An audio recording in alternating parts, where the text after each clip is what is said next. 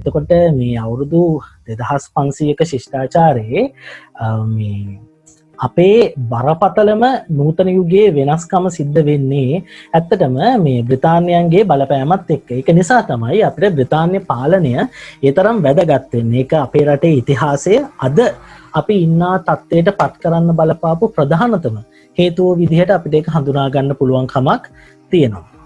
දැන් ඇත්තටම බැලුවොත් එහෙම සමහරක් වෙලාවට ඔය අපේ තියෙනවනේ කතන්දරයක් මේ නිකන් අපේ රටේ මාර අවුරුදු 2500ක මේ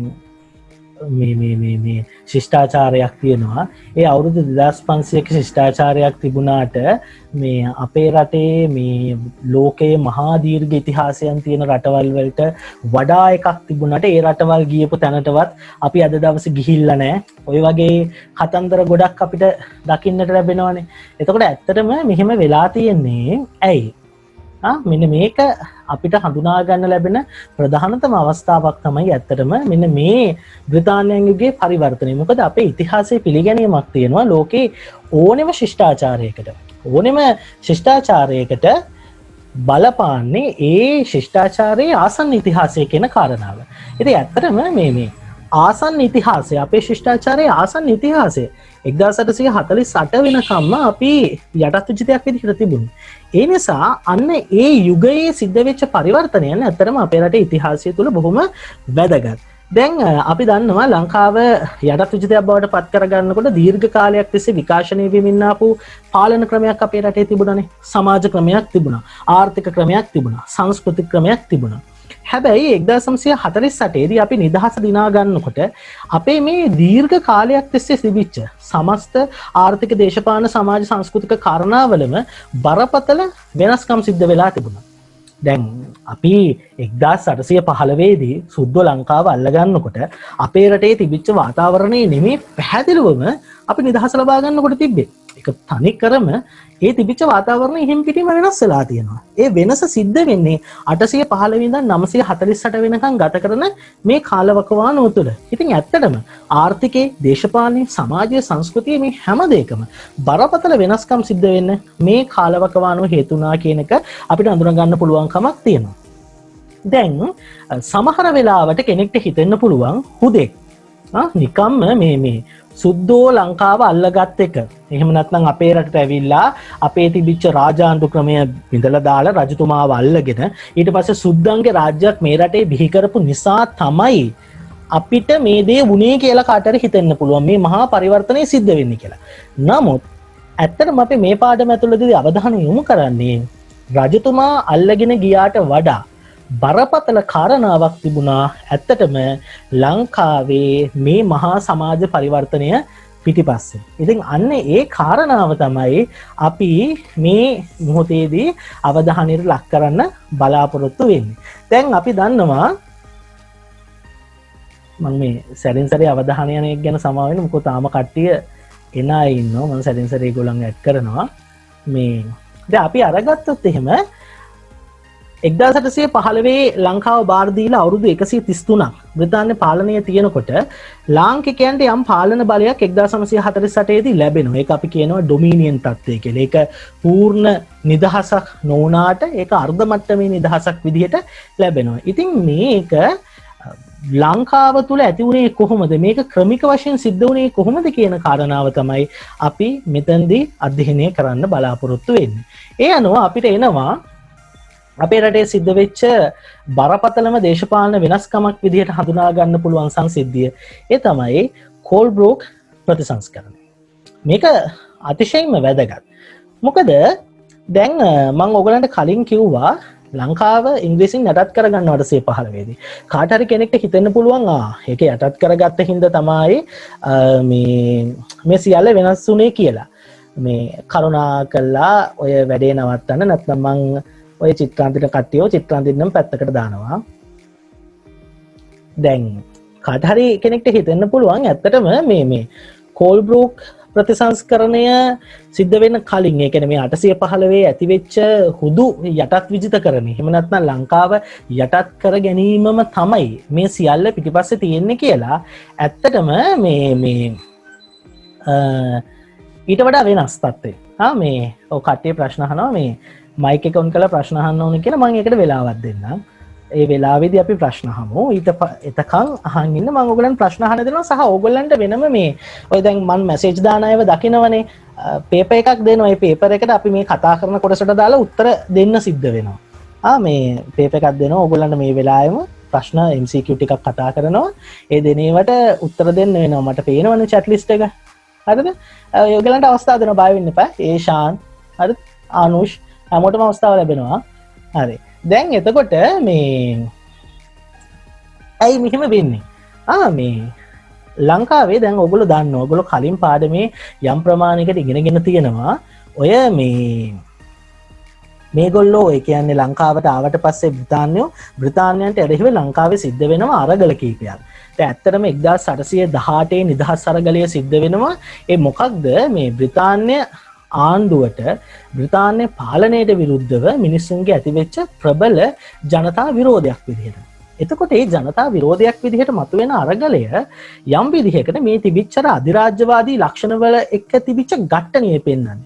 හැබැයි හොඳට මතක තියාගන්න මේ සමස්ත වෙනස්කම් සිද්ධ වීමේ ඉතා තීරණාත්මක අවස්ථාව තමයි කෝල්බ්‍රූක් ප්‍රතිසංස්කරණය.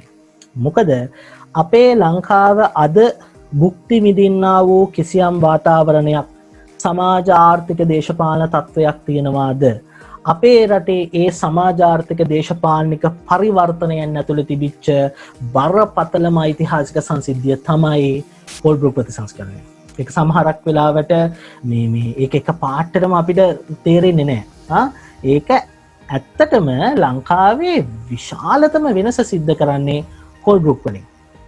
ඒ කෝල්බ්‍රූක් වලින් වෙනස කොහොමද වෙන්නේ? අන්න ඒක තමයි දැන් අපි තේරුම් ගන්න උත්සාහ කරන්නේ. කෝල්බ්‍රූක් තමයි එක්තරා ආකාරයකට ලංකාවේ මුළු සමාජ ක්‍රමයම කන පිට හරවන්නේ. ඒකෙන් ආරම්භ කරපු ක්‍රියාවලියේ ප්‍රතිඵල තමයි ඇත්තටම එක අතකට බැලුවාම අද අපි භුක්ති විඳින්නේ. දැන් අපි අරගෙන බැලුවොත් එහෙම කෝල්බ්‍රූක් ප්‍රතිසංස්කරණය ඇත්තටම ලංකාවට එන්නේ මොකටද?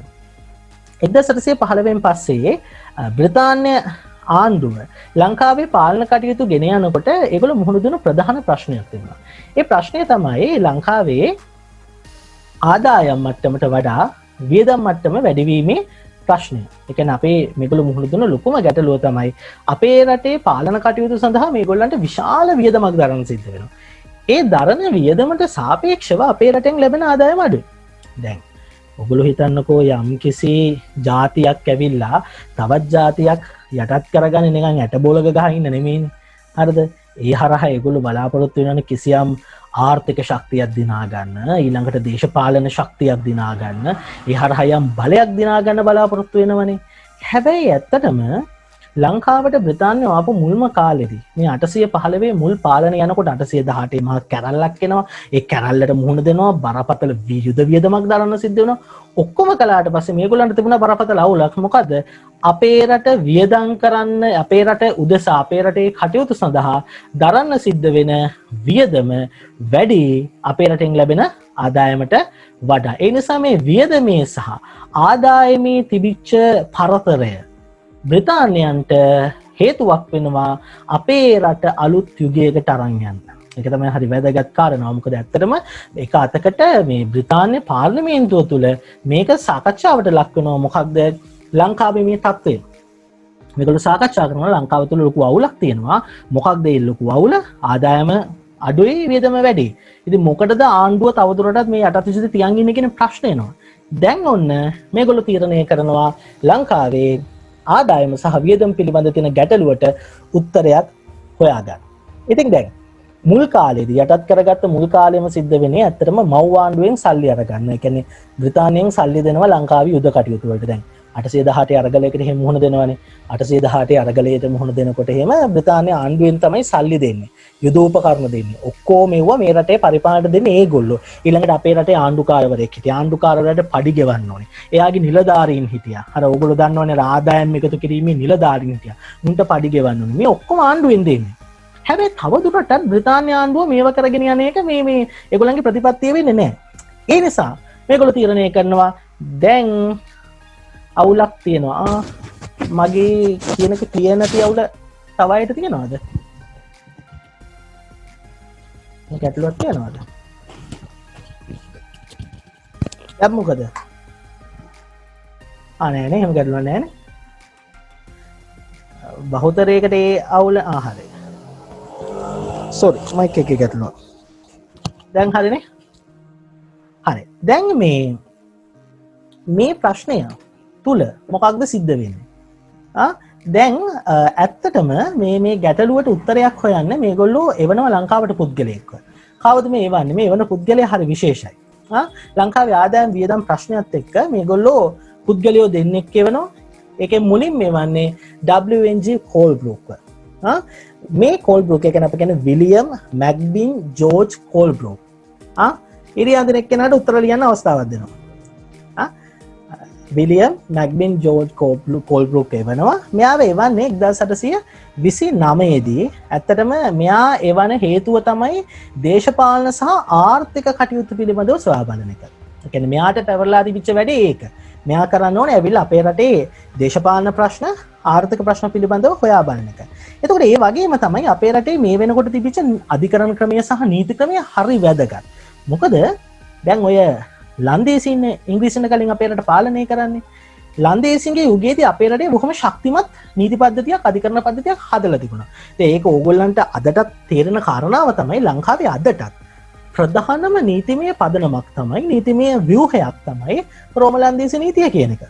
ඒක රෝම ශිෂ්ටාචාරය තුළ ආරම්භ වෙලා ඕලන්දය තුළදී වර්ධනය වෙලා ලන්දේසින්ගෙන් අපේ රටට ආවේ. ඉතින් ඒක නිසා මේ රෝම ලන්දේසි නීතිය ලොකු බලපෑමක් අපේ ශිෂ්ටාචාරය එදා ඉඳන්ම කළා තියෙනවා. එතකොට හිතන්නකෝ බ්‍රිතාන්‍ය වෙන කාලෙත් මෙහෙම නීතිය පිළිබඳව අපේ රටේ නීති ක්‍රම ක්‍රියාත්මක කරන්නේ කොහොමද? උසාවි පද්ධතිය පවත්වාගෙන යන්නේ කොහොමද? ওই ප්‍රශ්න ටික එනවා. මෙන්න මේ ප්‍රශ්න වලට උත්තරයක් හොයන්න චාල්ස් හේ කැමරන් වෙනවා. මොකද කැමරන් වෙන්නේ කැමරන් 1830 දී මේ කියන්නේ කෝල්බ්‍රූක් කියන්නේ 829 දී. ඒක මතක තියාගන්න. කෝල්බ්‍රූක් 829 එතනින් අවුරුද්දකට පස්සේ තමයි කැමරන් එන්නේ. 1830 දී. එතකොට මෙයා එන්නේ ලංකාව ඇතුළත අධිකරණ සහ නීතිමය ක්‍රියාවලිය තුළ යම් ප්‍රතිසංස්කරණයක් ඇති කරන්න. කොහොම හරි 1833 දී මේ කෝල්බ්‍රූක්ගේ යෝජනා මත ලංකාවේ ආණ්ඩු ක්‍රම ප්‍රතිසංස්කරණයක් සිද්ධ වෙනවා. හැබැයි ලොකු වැදගත්කමක් තියෙනවා. මොකද දැන් මේ ඉතිහාසයේ තියෙන සමහර පාඩම් මතක තියාගන්නකොට සහ පාඩම් කරගන්නකොට ඕගොල්ලෝ මේවා කටපාඩම් කරන්න යන්න ඕනේ නැහැ.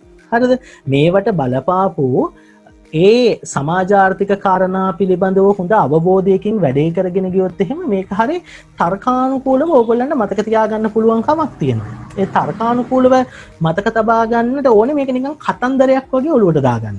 හරිද? ඒ නිසා මේ මම මේ කියන සමහර කාරණා ඍජුවම උත්තරයක් ලියන්න ඕනේ නැති වුණාට ඕගොල්ලන්ට මතක තියාගන්න පට්ට උදව්වක් වෙනවා. හරිද? දැන් ලංකාවට එවන කෝල්බ්‍රූක් හරි විශේෂ පුද්ගලයෙක්. දැන් මේ කාලය වෙනකොට බ්‍රිතාන්‍යයේ තිබිච්ච දේශපාලන ක්‍රමවේද තනිකර වෙනස් වෙනවා. බ්‍රිතාන්‍යයේ තිබිච්ච දේශපාලන පිළිගැනීම් පොඩ්ඩක් කන පිට හැරිච්ච කාලයක් තමයි මේ කාලේ. මොකද ඕගොල්ලෝ ඉගෙනගෙන තියෙනවා ඔය පළවෙනි පාඩමේදී කාර්මික විප්ලවයත් එක්ක ලෝකේ වර්ධනය වෙන දේශපාලනික වෙනස්කම් ගැන. එතෙන්දී ඕගොල්ලෝ තේරුම් අරගෙන තියෙනවා ඔය 1800 ගණන් වල ඉඳන්ම යුරෝපය තුළ වර්ධනය වුණා ලිබරල් වාදය. ධනවාදය කියන දේශපාලන චින්තනය. එතකොට මෙන්න මේ කෝල්බ්‍රූක් කියලා ලංකාවට එන තරුණයා මේ නිලධාරියා. ඔහු ධනවාදී දේශපාලනය පිළිබඳව ලොකු අවබෝධයක් තිබිච්ච කෙනෙක්. ධනවාදය පිළිබඳව ලොකු දැනුමක් එහෙම විශ්වාසයකින් ඉඳපු එක්කෙනෙක්. ලිබරල් වාදය ගැන. ඒක නිසා පැහැදිලිවම කෝල්බ්‍රූක් ඇවිල්ලා සිද්ධ කරන්න උත්සාහ කරන්නේ අපේ රටේ මේ ධනවාදී සමාජ ක්‍රමයකට අවශ්‍ය පසුබිම නිර්මාණය කිරීම. ඒක නිසා කෝල්බ්‍රූක් යතින් වෙන්නේ අන්නේ වැඩේ. ඒක නිසා කෝල්බ්‍රූක් ප්‍රතිසංස්කරණත් එක්ක වෙන්නේ මොකද්ද? 1833 දී ලංකාවේ කෝල්බ්‍රූක් ප්‍රතිසංස්කරණය ක්‍රියාත්මක වෙනවා. බ්‍රිතාන්‍යයන් මේ රටට හඳුන්වා දෙනවා. ඒ වගේම කැමරන්ගේ නිර්දේශය අනුව ලංකාවේ අධිකරණ ක්‍රමේ ප්‍රතිසංස්කරණ සිද්ධ වෙනවා. දැන් ඕගොල්ලන්ගේ විෂය නිර්දේශය නෑ. දැන් ඕකේ තියෙනවා පොඩි අතුරු කතාවකුත් තියෙනවා. මොකක්ද මේ? ඇත්තටම මේ කැමරන් හරහා ලංකාවේ තිබිච්ච යම් මේ ගම් සභා ක්‍රමය වගේ අපිට අනන්‍ය වෙච්ච අධිකරණ ක්‍රමවේද පිළිබඳව යම් දැනුමක් බ්‍රිතාන්‍යයන් විසින් ලබාගත්තාය කියන එක. ඒ බ්‍රිතාන්‍යයන් විසින් මේ දැනුම තමන්ගේ රටේ යම් පාලන ක්‍රියාවලියකට භාවිතා කළාය කියන එක පිළිබඳවත් පුංචි අදහසක් තියෙනවා. කොහොම නමුත් කෝල්බ්‍රූක් මොකක්ද කරන්න බලාපොරොත්තු වෙන්නේ? දැන් මෙන්න මේක තේරුම් ගන්න. දැන් මේක පොතේ අකුරු වලින් වචන වලින් කියලා නැහැ. හැබැයි ඒකේ නොකියන දේ තේරුම් ගන්න. මොකක්ද වෙන්නේ? දැන් බලන්නකො මේ ප්‍රශ්නේ. කෝල්බ්‍රූක් කෙනකොට අපේ තියෙන අවුල මොකක්ද? කෝල්බ්‍රූක් කෙනකොට අපේ තියෙන අවුලක් මොකක්ද? අපේ රටේ වියදම වැඩි, ආදායම අඩුයි. ඔන්න කෝල්බ්‍රූක් කෙනකොට මෙහි තියෙන අවුල. දැන් මේ ප්‍රශ්න විසඳන්න කෝල්බ්‍රූක්ට බාර දීලා තියෙනවා. මිනිහා ධනවාදියා. ඒ කියන්නේ මිනිහා ලිබරල් වාදියා. ඒ කියන්නේ ඔය පෞද්ගලික දේපල ක්‍රමයේ වගේ දේවල් පිළිගන්න පොරා. ඔය දැන් අද ඇමරිකාවේ බ්‍රිතාන්‍ය වගේ ක්‍රියාත්මක වෙන ආර්ථික ක්‍රමයේ තියෙන්නේ තනිකර ප්‍රයිවට් සෙක්ටර් එක ආර්ථිකයේ මෙහෙවනවා. අන්නේ ලක්ෂණයටනේ අපි ධනවාදය කියලා කියන්නේ. ඕගොල්ලන්ට තේරෙන විදිහට සරලව කිව්වොත් එහෙම. දැන් මේ සිස්ටම් එක පිළිගන්න මිනිහෙක් තමයි කෝල්බ්‍රූක් කියලා කියන්නේ. දැන් මිනිහා එනකොට මෙහි තියෙන ප්‍රශ්නේ වියදම වැඩි රට ඇතුලේ ආදායම අඩුයි. දැන් මේකට මුහුණ දෙන්න කොහොමද? කෝල්බ්‍රූක් කල්පනා කරනවා මේ බ්‍රිතාන්‍ය ආණ්ඩුව පිස්සු විකාරයක් කරන 1815 ඉඳන් විශේෂයෙන්ම 1796 ලංකාවට ගොඩ වැහුව වෙලාවෙ ඉඳන් උන් කරන ගොන් වැඩක් තියෙනවා. මොකක්ද? හැම මගුලක්ම ආණ්ඩුවෙන් පාලනය කරන්න යනවා. කෝල්බ්‍රූක්ගේ දැක්මන කෝල්බ්‍රූක් දකින්නේ. කෝල්බ්‍රූක් හිතනවා මේක මහා විකාරයක්. ආණ්ඩුව හැම දෙයක්ම කරන්න ගියාට පස්සේ ආණ්ඩුවට වියදම් වැඩි තමයි මේ ප්‍රශ්න තියෙනවා. මේ වියදම වැඩිවීමේ ප්‍රශ්නට උත්තරයක් ලැබෙන්නේ නැහැ. කෝල්බ්‍රූක් ආවත්. කෝල්බ්‍රූක් එනකොට මේ තියෙන තත්ත්වය තියෙනකොටම. හරිද? ඉතින් මේ මම යතර මතක් කරනවා මේ ඕගොල්ලන්ට ලබන සතියේ ඉඳන් අපි වෙනම වෙබ් පේජ් එකකින් ක්ලාස් එක යන්නේ. එතකන් මේ සතියේ විතරයි මේ ඩිරෙක්ට්ලි Zoom වලින් යන්නේ. ඊළඟ සතියේ Zoom හරහා යන වෙබ් පේජ් එකකින් යන්නේ. ඒ නිසා මේ අද කරන්නේ අපි මේකේ ෆ්‍රී version එකෙන් ඒකින්ද විනාඩි 40කකින් සෙෂන් එක ඕෆ් වෙනවා. නමුත් මම ආයි මේ සෙෂන් එක පටන් ගන්නවා. හැමම ඕගොල්ලෝ මේක කට් වුණාට පස්සේ තව විනාඩි 10කින් විතර යයි. ඊට පස්සේ නැවත ලොග් වෙන්න මේක ගැටලුවක් කරගන්න බෑ. ඒක ලබන සතියේ ඉඳන් ඒ ගැටලුව මේ තියෙන්නේ නෑ. මම ඉස්සරහට සම්පූර්ණ විස්තර කියන්න. හරි. දැන් කෝල්බ්‍රූක් කල්පනා කරනවා දැන් මේ අවුල තියෙනවනේ. දැන් මේ වියදම් ප්‍රශ්න තියෙනවා. වියදම් ප්‍රශ්නට උත්තරේ හොයන්නත් ඕනේ.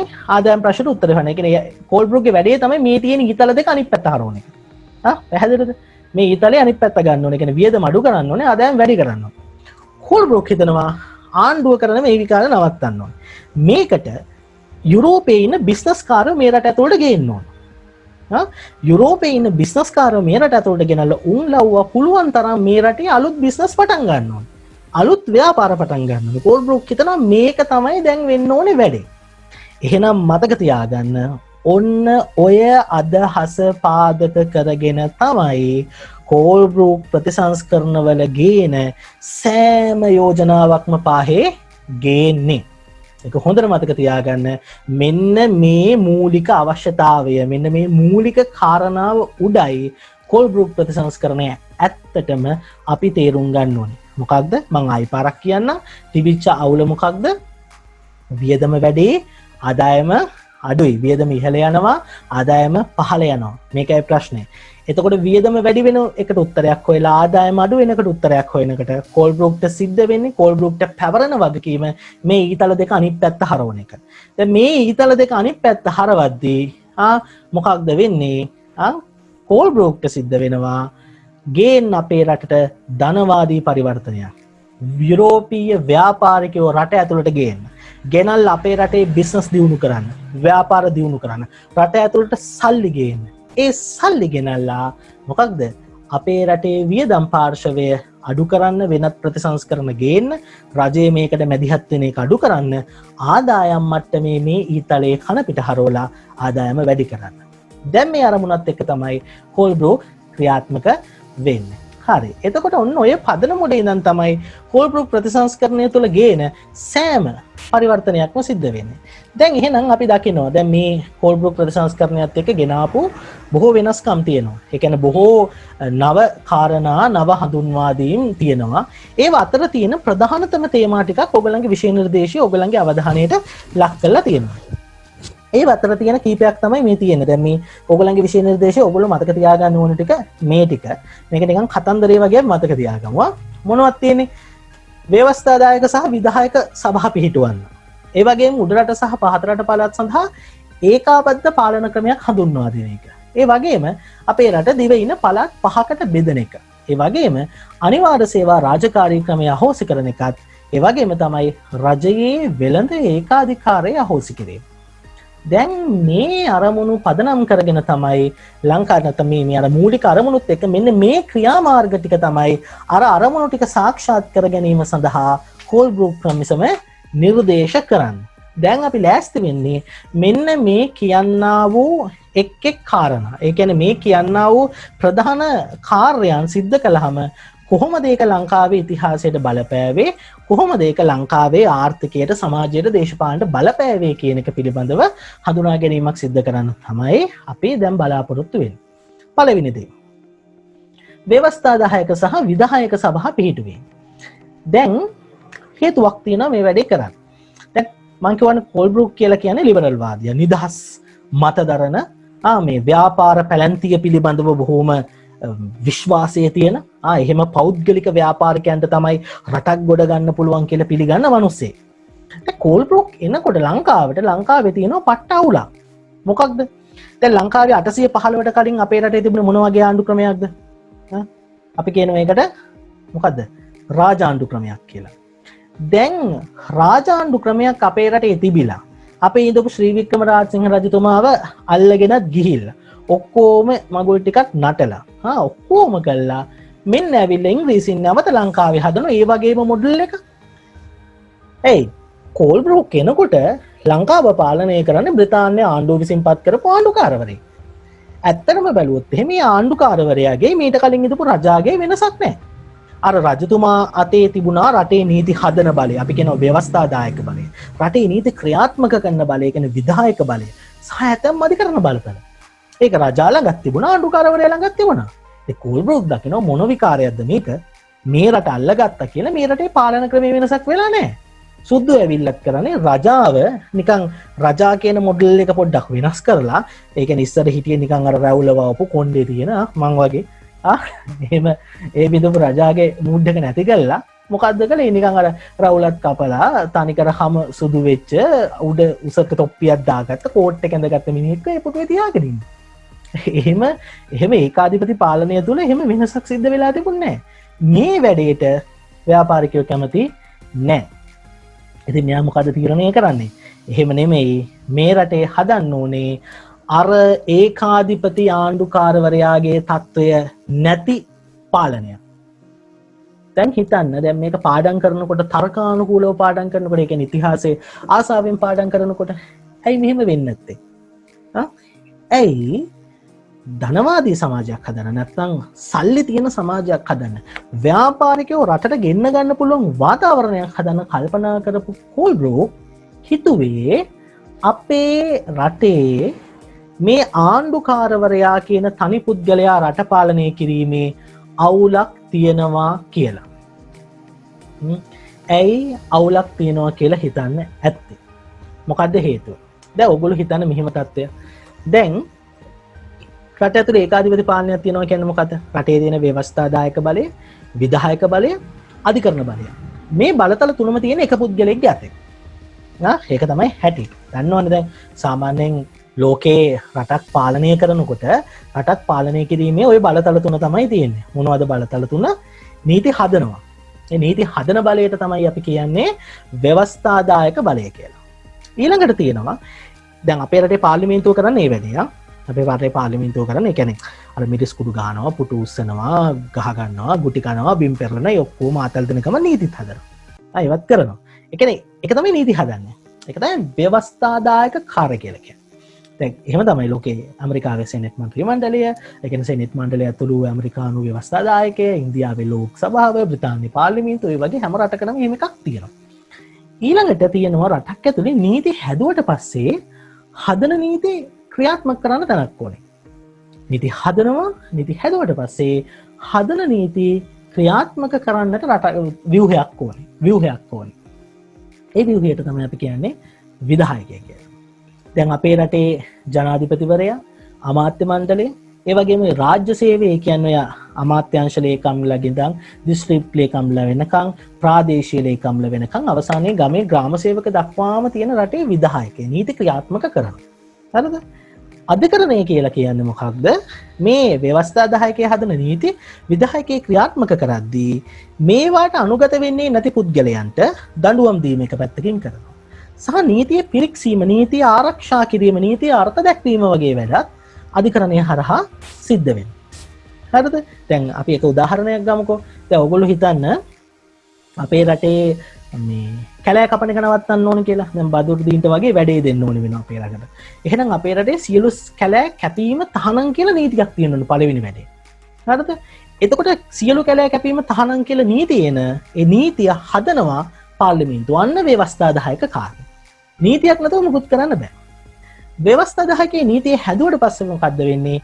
දැන් පුළුවන් ඒ නීතිය ක්‍රියාත්මක කරන්න විධායකයට. ඒ කියන්නේ මොකක්ද වෙන්නේ? ජනාධිපතිවරයාගේ ඉඳන් විධායක තන්ත්‍රයට එනවා. පොලිසියට ඒ බලය ලැබෙනවා. ප්‍රාදේශීය ලේකම්ලට, දිස්ත්‍රික් ලේකම්ලට ඒ බලය ලැබෙනවා මේ ව්‍යවස්ථා 10කෙන් මේ හදපු නීතිය ක්‍රියාවට නංවන්නේ. දැන් හිතන්නකෝ පාර්ලිමේන්තුවෙන් රටේ ඉන්න හැම මිනිස්සයාටම ඇට පැකට් එකක් ගානේ බෙදනවා කියලා තීන්දුවක් ගන්නවා. ඒක නීතියක්. හැමෝම ගෙදර ඇට ටිකක් වගා කරන්න ඕනි කියලා නීතියක් එනවා. ඒක ආවට පස්සේ ක්‍රියාවට නංවනවා. කොහොමද? කෘෂිකර්ම අමාත්‍යාංශය විසින් තමයි නීතිය ක්‍රියාවට නංවන්නේ. යන්නේ ඇමතිතුමා ඉන්නවා. ඇමතිතුමාගේ යටතේ ඉන්නවා ලේකම්ලා. ලේකම් ලේ වැඩි ක්‍රියාත්මක කරන අදාළ දෙපාර්තමේන්තු හරහා ඕගොල්ලන්ගේ ගමේ ඉන්න කෘෂිකර්ම පර්යේෂණ නිලධාරී, ග්‍රාම සේවක දක්වාම මේ ප්‍රොසෙස් එක යනවා, ක්‍රියාවලිය යනවා. අන්න විධායකයේ වැඩි. හරිද? දැන් ඊට පස්සේ දැන් මම අර කලින් කිව්වනේ දැන් මේ ඔතන තියෙන මම ඔයගොල්ලන්ට කිව්වා ඒක වෙන්නේ දැන් ඊට පස්සේ දැන් අර ව්‍යවස්ථා 10කය තීරණය කරනවා මේ රටේ ඉන්න හැමෝටම මේ ගස් කපන එක නවත්තන්න ඕන කියලා එක නීතියක්. විධායකයක ක්‍රියාවට නංවනවා ගස් කපන කෙනෙක් අල්ල ගන්නවා. ගස් කපන්න දෙන්නේ නැහැ. නීතියක් නේ ඒක. දැන් මොකද කරන්නේ? කවුරු හරි ගස් කපොත් එහෙම අල්ල ගන්නවා. අන්න විධායක ක්‍රියාවලිය. ඊට පස්සේ මොකද කරන්නේ? අල්ල ගන්නවා. අල්ලගත්ත කෙනාට දඬුවම් නියම කරන්නේ අධිකරණ ක්‍රියාව. ඕක තමයි වැඩ තුන නිකන් ඕගොල්ලන්ට තේරෙන විදිහට අපි කිව්වොත් එහෙම මේ වැඩේ තමයි සරලව සිද්ධ වෙන්නේ. දැන් අපේ කලින් තිබුණේ රාජාණ්ඩු ක්‍රමයක් නේ.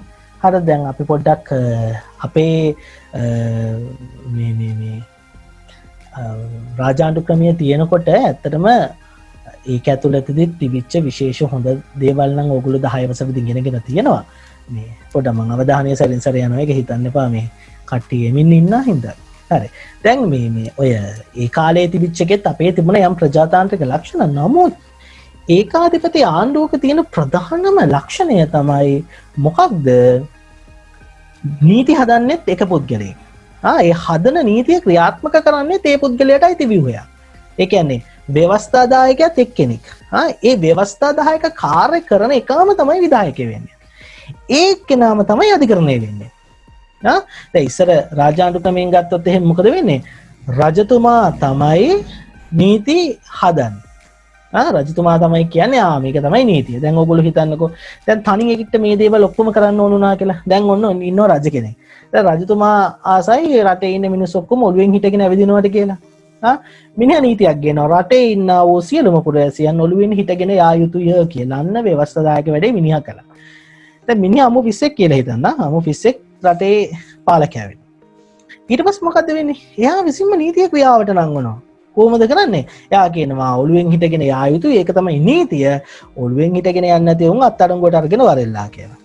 මිනිහම තමයි ක්‍රියාවට නංවන්නේ. මිනිහාගේ සේවකයම තමයි ක්‍රියාවට නංවන්නේ. ගිහිල්ලා අල්ලගෙන ආවට පස්සේ තෝමගේ නීතියට අවන්න තුන්නේ ඔළුවෙන් හිටගෙන ගියේ නෑ. ඔබ කකුල් දෙකෙන් හිටන් ගියා. ඒක නිසා උඹට මරණ දඬුවම හිමි කියලා රජතුමාව දඬුවමක් නියම කළා. අර නිකන් අර නඩුත් හාමුදුරුවන්ගේ බඩුත් හාමුදුරුවන්ගේ වගේ සීන් එකක් වෙන්නේ. දැන් මේක වුණාම මොකද වෙන්නේ? මේක වුණාම මොකද වෙන්නේ? මේක වුණාට පස්සේ තවදුරටත් මේ රට ඇතුලේ ප්‍රජාතන්ත්‍රවාදය, මානව නිදහස මේ කිසිදු දෙයකට වටිනාකමක් ලැබෙන්නේ නැහැ. මොකද තනි පුද්ගලයෙක් ඕන විදිහට රටේ තියෙන සියල්ල පාලනය කරන්න පුළුවන්. ඒ සියල්ල ඔහුගේ අවශ්‍යතාවයට අනුව ඔහුගේ සිතුම් පැතුම් අනුව පවත්වාගෙන යන්නේ. කෝල්බ්‍රූක් දකිනවා අපේ තියෙනවා දැන් එහෙම අවුලක්. මොකද ලංකාවේ තිබිච්ච රජතුමාගේ පාලනය අයින් වෙනවා. අර ඒගොල්ලෝ ආවෙත් මතකනේ ඕගොල්ලෝ ඉගෙනගෙන තියෙනවනේ අර උඩරට ප්‍රකාශනය කළා මේගොල්ලෝ එන්නේත් මොකක් කියලාද? අර උඩරට කූර රජතුමාගේ මේ උඩරට ජනතාව ගලවා ගන්නට එනවායි කියලා නේ කිව්වේ. ඒකාධිපති පාලනේ. දැන් ඒ ඔක්කොම කියලා ඇවිල්ලා මොකක් දෙන්නේ? මේ අනේ ඔය අඳිනෙක් කෙනාට ලියන්න දෙනවා බය වෙන්න එපා. හරිද? දැන් ඒ ඔක්කොම කරගෙන ඇවිල්ලා මොකක්ද වෙන්නේ? මේගොල්ලෝ ආණ්ඩුකාරවරයෙක් දානවා. ඒ ආණ්ඩුකාරවරයාට තිබුණු බලයත් ඒ වගේම එකක් තමයි. එයාට තිබුණු බලයත් ඒ වගේම එකක්. දැන් මොකද වෙන්නේ? මේ මෙහෙම තත්ත්වයක් තියෙනකොට දැන් කෝල්බ්‍රූක්ගේ දෘෂ්ටි ඕගොල්ලෝ දන්නවනේ කෝල්බ්‍රූක්ගේ උවමනාව මොකද්ද කියලා. මොකද කෝල්බ්‍රූක්ට උවමනාව වෙන්නේ වෙන මොකුත් නෙමෙයි. කෝල්බ්‍රූක්ගේ අවශ්‍යතාවය තියෙන්නේ ලංකාව ඇතුළතද ව්‍යාපාරිකයෝ ගෙන්න ගන්න. ව්‍යාපාරිකයෝ ගෙන්නලා අපේ රටේ පවතිනා වූ මේ පාලන ක්‍රමය තුලදී යම් ධනවාදී ලක්ෂණ තියෙන, ඒ කියන්නේ මේ පෞද්ගලික ව්‍යාපාරිකයෝ ඉන්නේ, එහෙම තියෙනා වූ ආර්ථික ක්‍රමයක් හදන එක තමයි කෝල්බ්‍රූක්ගේ අවශ්‍යතාවය. දැන් ඕගොල්ලෝ හිතන්නේ මෙහෙම පාලනයක් තියෙනකොට ව්‍යාපාරිකයෝ රටට එන්න කැමතිද කියලා? ව්‍යාපාරිකයෝ කැමති වෙනවද රට ඇතුළට ඇවිල්ලා අලුත් ව්‍යාපාරයක් පටන් ගන්න මේ වගේ වාතාවරණයක් එක්ක? පැහැදිලිවම නැහැ. ඇයි ඔයගොල්ලෝ හිතන්න දැන් හෙට කවුරු හරි ඇවිල්ලා දැන් මේ වාතාවරණ තියෙන කාලේ 1833ට කලින් කාලේ තේ වත්තක් පටන් ගන්නවා. මිනිහා සල්ලි දාලා තේ වත්ත පටන් ගන්නවා. පටන් ගත්ත ගමන් මොකද්ද වෙන්නේ? ඇවිල්ලා මේ බ්‍රිතාන්‍ය ආණ්ඩුකාරවරයා ඇවිල්ලා කියනවා ඔබ තේ වත්ත දැම්මට වැඩක් නැහැ. ඕක අයිති මටයි කියලා අර කල්ල ගන්නවා. ඇයි? එයාගේ නීතිය. එයාට ඕන විදිහට ක්‍රියාත්මක වෙන්නේ. මේ මිනිස්සෙක්ට තමන්ගේ නිදහසේ හැටියට තමන්ගේ අවශ්‍යතාවයේ හැටියට රටේ තියෙන නිදහස භුක්ති විඳින්න බිස්නස් එකක් පටන් ගන්න බෑ. ඒකට අවහිරයක් තියෙනවා. ඒ නිසා කෝල්බ්‍රූක් දකිනවා මේ රටට යුරෝපීය ව්‍යාපාරිකයෝ ගෙන්න ගන්න ඕන නම් මේ රටේ වතු වගාව ආදී වූ විවිධ ව්‍යාපාර වර්ධනය කළ අපේ රටේ අර මුල් ප්‍රශ්නේ මොකද්ද? ආදායම් මට්ටම ඉහළ නංවා ගැනීමේ ප්‍රශ්නට උත්තරයක් හොයාගන්න ඕනේ නම් ඒ සඳහා කළ යුතු පළවෙනි දේ මෙන්න මේ තියෙන ප්‍රජාතන්ත්‍ර විරෝධී ක්‍රියාවලිය වෙනස් කරන එක. ඒ නිසා ආණ්ඩුකාරවරයාට තිබිච්ච අසීමිත බලතල අවම කිරීම කෝල්බ්‍රූක් ප්‍රතිසංස්කරණයේ ප්‍රධානම අරමුණක් වුණා, ප්‍රධානම කාර්යභාරයක් වුණා. මේකට අනුගමනය කරපු ක්‍රියාමාර්ගයක් තමයි දැන් ඔයගලන්ට කියවනේ විධායක ව්‍යවස්ථාදායක අධිකරණ කියන බලතල තුනම එක්කෙනෙක් ළඟ තියෙන එකේ තමයි අවුල තිබුණේ.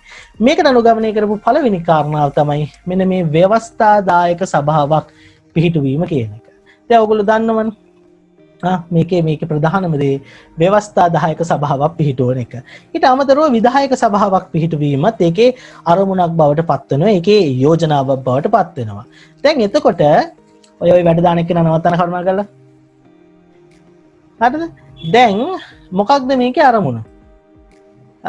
ව්‍යවස්ථාදායක සභාවයි විධායක සභාවයි නිර්මාණය කරගන්නේ කුමක් සඳහාද? අර මං කියපු වැඩේ. මොකක්ද? මෙතනින් වෙන්නේ තනි පුද්ගලයෙක් තනි හිතුමතේ නීති හදන එක වළක්වනවා. හරිද? තනි පුද්ගලයෙක් තමන්ගේ හිතුමතෙන් නීති හදන එක වළක්වනවා. වළක්වලා මොකක්ද කරන්නේ? මණ්ඩලයකට දෙනවා නීති හදන එක තමයි ව්‍යවස්ථාදායක සභාව කියන්නේ. තනි පුද්ගලයෙක් තනියම රටේ පාලනය පිළිබඳව තීන්දුව ගන්න එක නවත්තනවා. ඒකට ගේනවා සභාවක්. සමූහයක එකතුවක්. ඒකට තමයි කියන්නේ විධායක සභාව කියලා. ඔන්න ඒක ගේනවා. දැන් මොකද්ද ව්‍යවස්ථාදායක සභාවෙන් වෙන වැඩේ? මේක තමයි නීති හදන ව්‍යුහය. මේ නීති හදන ව්‍යුහයේ වැදගත්කම මොකක්ද? තනි පුද්ගලයෙක්ට ඕන විදිහට නීති හදන්නේ. එතන තියෙන සාමූහික ක්‍රියාවලියක්. සමූහයක් එකතු වෙලා නීති හදනවා. කොහොමද හදන්නේ? මෙන්න ඒගොල්ලෝ ගේනවා ව්‍යවස්ථාදායක සභාවක්. කෝල්බ්‍රූක් විසින් යෝජනා කරනවා මෙන්න මෙහෙම ව්‍යවස්ථාදායක සභාවක් අපි හදන්න ඕනි කියලා. මොකටද හදන්න කියන්නේ? අර තනි ආණ්ඩුකාරවරයාගේ හිතමතේට නීති හදන එක වළක්වන්න. රටේ මහජන නිදහස ආරක්ෂා කරන්න. රටේ මිනිස්සුන්ගේ අදහස් සුදහස් එකතු කරලා. විශේෂයෙන්ම මේ මිනිස්සු කියන්නේ මේ අපේ රටේ ඉන්න දේශීය ප්‍රජාව නෙමෙයි. මෙහෙට ඇවිල්ලා ව්‍යාපාර කරන්න බලාගෙන ඉන්න යුරෝපීය ව්‍යාපාරිකයින්ට තමන්ගේ නියෝජනයක් පවත්වාගෙන යන්නේ. ඒ ව්‍යාපාරිකයින්ට මේ රටේ මුදල් ආයෝජනය කරනකොට තමන්ට ඕනේ යටිතල පහසුකම් ටික මේ රටේ ඇති කරගන්න. ඔය වගේ දේවල් කරගන්න ව්‍යුහයක් ඕනේ වෙනවා. අන්න හදනවා ව්‍යවස්ථාදායක සභාව. මේ ව්‍යවස්ථාදායක සභාවේ විශේෂත්වය මොකක්ද? දැන් හොඳට මතක තියාගන්න. මෙහෙම ව්‍යුහයක් කලින් අපේ මේ ආකෘතියෙන් අපේ රටේ තිබිලා නැහැ. අපේ රටේ රාජ්‍ය සභාවක් තිබුණා නීති හදන්න. නමුත් මේ ව්‍යුහය තනිකරම බ්‍රිතාන්‍යයේ තියෙන ව්‍යවස්ථාදායක සභා ආකෘතියේ ආරම්භක අවස්ථාව. හරිද? දැන්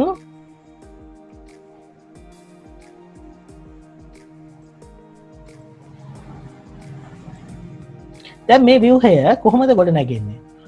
මේක තමයි හොඳට මතක තියාගන්න අපි අද භුක්ති විඳින පාර්ලිමේන්තු ක්‍රමය සඳහා අපිට පාර කියලා තියෙන්නේ. මාර්ගය කියලා තියෙන්නේ මේ ව්‍යුහය. මේක තමයි ආරම්භක අවස්ථාව. මම ඒකයි කියන්නේ කෝල්බ්‍රූක් ප්‍රතිසංස්කරණය කියන්නේ අපේ රටේ යුග පරිවර්තනයක්, යුග පෙරලියක්. අපේ ශිෂ්ටාචාරයේ නව අවධියක නිර්මාණය තමයි ඇත්තටම අපි කෝඩ් ගෲප් ප්‍රතිසංස්කරණ හරහා ඇත්තටම බලාපොරොත්තු වෙලා තියෙන්නේ. දැන් එහෙනම් මේ ප්‍රතිසංස්කරණය තුළදී ගේන ව්‍යවස්ථා 10ක සභාව නීති හදන ව්‍යුහය. මේක ඉන්නවා සමාජිකයෝ 15 දෙනෙක්. අන්න තනි පුද්ගලයෙක් නෙමේ 15 දෙනෙක් එකට එකතු වෙලා තමයි රටේ නීති හැදීම සිද්ධ කරන්නේ.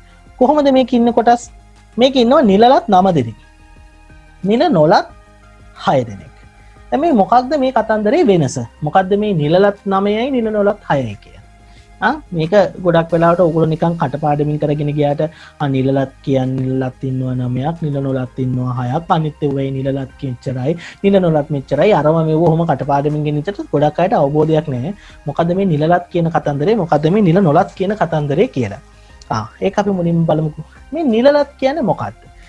නිලලත් ඒ කියන්නේ මෙතන ඉන්නවනේ 9 දෙනෙක් නිලලත් 9 දෙනෙක් මේ 9 දෙනා පත් වෙන්නේ නිල බලයෙන්. නිල බලයෙන් කියන්නේ මොකද්ද? තනතුරු බලයෙන්. ඒ කියන්නේ මේ නිලලත් 9 දෙනා ඉදිද්දී ඒකට පත් වෙන්නේ Xද Yද Zද Aද Bද Cද එහෙම පුද්ගලයෝ නෙමෙයි. තනතුරු වලට පුද්ගලයෝ. දැන් මේ නිලලත් 9 දෙනා ගැන විස්තරයක් ඕගොල්ලන්ගේ සිලබස් එකේ නෑ. නමුත් මේක පොඩ්ඩක් තේරුම් කරලා දෙන්න මම මේ 9 දෙනාව ඕගොල්ලන්ට පෙන්නන්නම්. පොඩ්ඩක් තේරුම් කරලා දෙන්න විතරක් මේක පාඩම් කරන්න හිතන්න මුකුත් නෑ. මෙන්න ඉන්න නිලලත් සමාජිකයෝ කවුද? රජයේ ප්‍රධාන රේගු අධිකාරී. අග්‍ර විනිශ්චයකාර කියන්නේ රටේ ඉන්න ප්‍රධානම විනිශ්චයකාරවරයා. ඊළඟට රජයේ ප්‍රධාන ආනදෙන නිලධාරී, මහලේකම්, විගණකාධිපති, භාණ්ඩාගාරික, බස්නාහිර පළාත් මහා ඒජන්ත, මධ්‍යම පළාත් මහා ඒජන්ත, නීතිපති. මෙන්න ඉන්නවා. දැන් මේක බලපු ගමන් තේරෙනවනේ මොකද්ද මේ නිලලත් කියන කතාව කියන්නේ? මේ තියෙන්නේ රටේ තියෙන පරිපාලනයට සම්බන්ධ වෙන රටේ බ්‍රිතාන්‍ය පාලනයට සම්බන්ධ වෙන ප්‍රධාන තනතුරු 9ක්. මේ තනතුරු දරන්නන් 9 දෙනා තමයි නිලලත් සමාජිකයෝ කියලා පත් වෙන්නේ. දැන් ඒ කියන්නේ දැන් මේ රජයේ ප්‍රධාන රේගු නිලධාරී බවට පත් වෙලා හිටියනම් X කියලා පුද්ගලයෙක් X තමයි රජයේ ප්‍රධාන රේගු නිලධාරියා වෙන්නේ අදාළ අවුරුද්දේ. දැන් X අයින් වෙලා Y මාරු වෙලා එනකොට අපි හිතමුකෝ X ඔන්න මැරෙනවා කියලා ඔන්න Y කියලා කෙනෙක් අලුතෙන් පත් වෙන රජයේ ප්‍රධාන රේගු නිලධාරී. එදා ඉඳන් එයා තමයි නිලලත් සමාජිකයා වෙන්නේ ඒ තනතුරේ. ඒකද මේක තනතුරට ලැබෙන chance එක. ඒ කියන්නේ කවුරු හරි කෙනෙක් රජයේ ප්‍රධාන රේගු නිලධාරී වෙලා පත් වෙනකොටම එයා ව්‍යවස්ථා 10ක සභාවේ නිලලත් සමාජිකයෙක් වෙනවා. කවුරු හරි රටේ නීතිපතිවරයා වෙලා විදිහට පත් වෙනකොටම එයා ව්‍යවස්ථා 10ක සභාවේ නිලලත් සමාජිකයෙක්. කවුරු හරි බස්නාහිර මහා ඒජන්ත හරි මධ්‍යම පළාතේ මහා ඒජන්ත හරි වෙලා පත් වෙනකොට එයා තනතුර ලැබෙනකොටම ඒ කියන්නේ මේ පත් වීම ලිපිය දෙනකොට මේකට යටින් එනවා අනිත් පත් වීම ලිපිය මොකද්ද? ව්‍යවස්ථා 10ක සභාවේ නිලලත් නියෝජිතයා කියන කතාව. දැන් එහෙනම් ඕක පාඩම් කරන්න දෙයක් නැහැ නිකන් තේරුම් ගන්න කිව්වේ. ඔහොම තමයි මේ නිලලත් 9 දෙනා තේරෙන්නේ. දැන් මේ නිලලත් 9 දෙනා ඉන්නකොට නිල නොලත් 6 දෙනෙක් ඉන්නවා. ඒ කියන්නේ නිල බලයෙන් පත් වෙන 9 දෙනෙක් එනවා. නිල බලයෙන් 9 දෙනෙක් පත් වෙනකොට නිල නොලත් 6 දෙනෙක් එනවා. මේක හරි වැදගත්. මොකක්ද මේ නිල නොලත් 6ක් කියලා කියන්නේ නිල බලයෙන් නෙමෙයි. ඒ කියන්නේ මොකක්ද? ඒ කියන්නේ මේගොල්ලන්ගේ තනතුරු බලයකින් නෙමෙයි මේ අය එන්නේ. හරිද? ඒ කියන්නේ තනතුරු බලයකින් නෙමෙයි එන්නේ. මේගොල්ලෝ එන්නේ වෙනත් පත් කිරීමේ ක්‍රමවේදයකින්. ඒක පත් කරන ක්‍රමය කොහොමද වෙන්නේ? ආණ්ඩුකාරවරයා තමයි මේගොල්ලන්ව පත් කිරීම සිද්ධ කරන්නේ. හරිද? එතකොට මේ හැමෝම පත් කිරීම සිද්ධ කරන්නේ ආණ්ඩුකාරවරයා. එතකොට ඒක නිසා ඔන්න අර තනතුරු බලයෙන් එන කතන්දරයක් මේකේ නෑ. දැන් පොඩ්ඩක් හොඳට අවධානය යොමු කරන්න. කොහොමද නිල නොලත් 6 දෙනා පත් වෙලා තියෙන්නේ කියලා. කොහොමද ඇවිල්ලා තියෙන්නේ බලන්න. කොහොමද වෙලා තියෙන්නේ?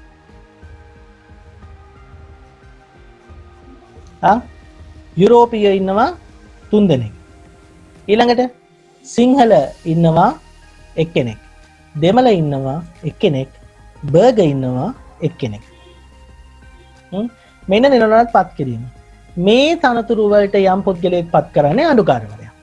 ආණ්ඩුකාරවරයා මොකද්ද කරන්නේ? නිලනොලත් 6 දෙනෙක් ඉන්නවා. මේ 6 දෙනා ඇතුළත ඉන්නට ඕනේ කොහොම අයද? අනිවාර්යයෙන්ම මේ යුරෝපීය ඉන්න ඕනේ 3 දෙනෙක්.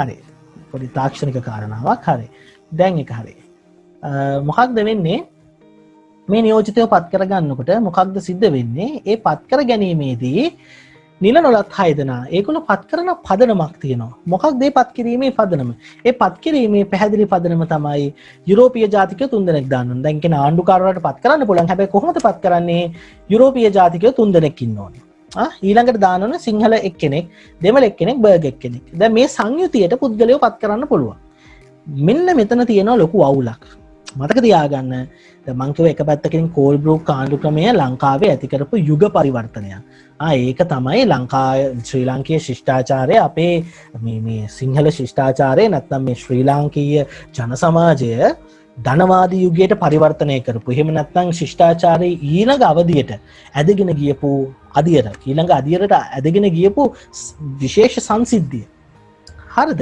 හැබැයි ඒ සියල්ල සිද්ධ කරන ගමන්ම අපේ රටට නොනිමෙන අරගලයක් නොනිමෙන ප්‍රශ්නයක් උදා කරපු අවස්ථාව තමයි මෙන්න මේ නිලනොලත් 6 පත් කරපු ක්‍රමය බලන්න කොහොමද පත් කළේ කියලා යුරෝපීය 3 දෙනෙක් පත් කළා මේ යුරෝපීය 3 දෙනා පත් කරන්නේ වෙන මොකකටවත් නෙමෙයි ව්‍යාපාරිකව මේ වැතුළු නියෝජනය වෙන. ඒ කියන්නේ ලංකාවට ඇවිල්ලා ව්‍යාපාර පටන් ගන්න බලාපොරොත්තු වෙන ඉඳපු බිස්නස් පටන් ගන්න බලාපොරොත්තු වෙන ඉඳපු මේ බිස්නස් කාර්යයන්ට තමයි මේ 3 දෙනා ඉන්නේ.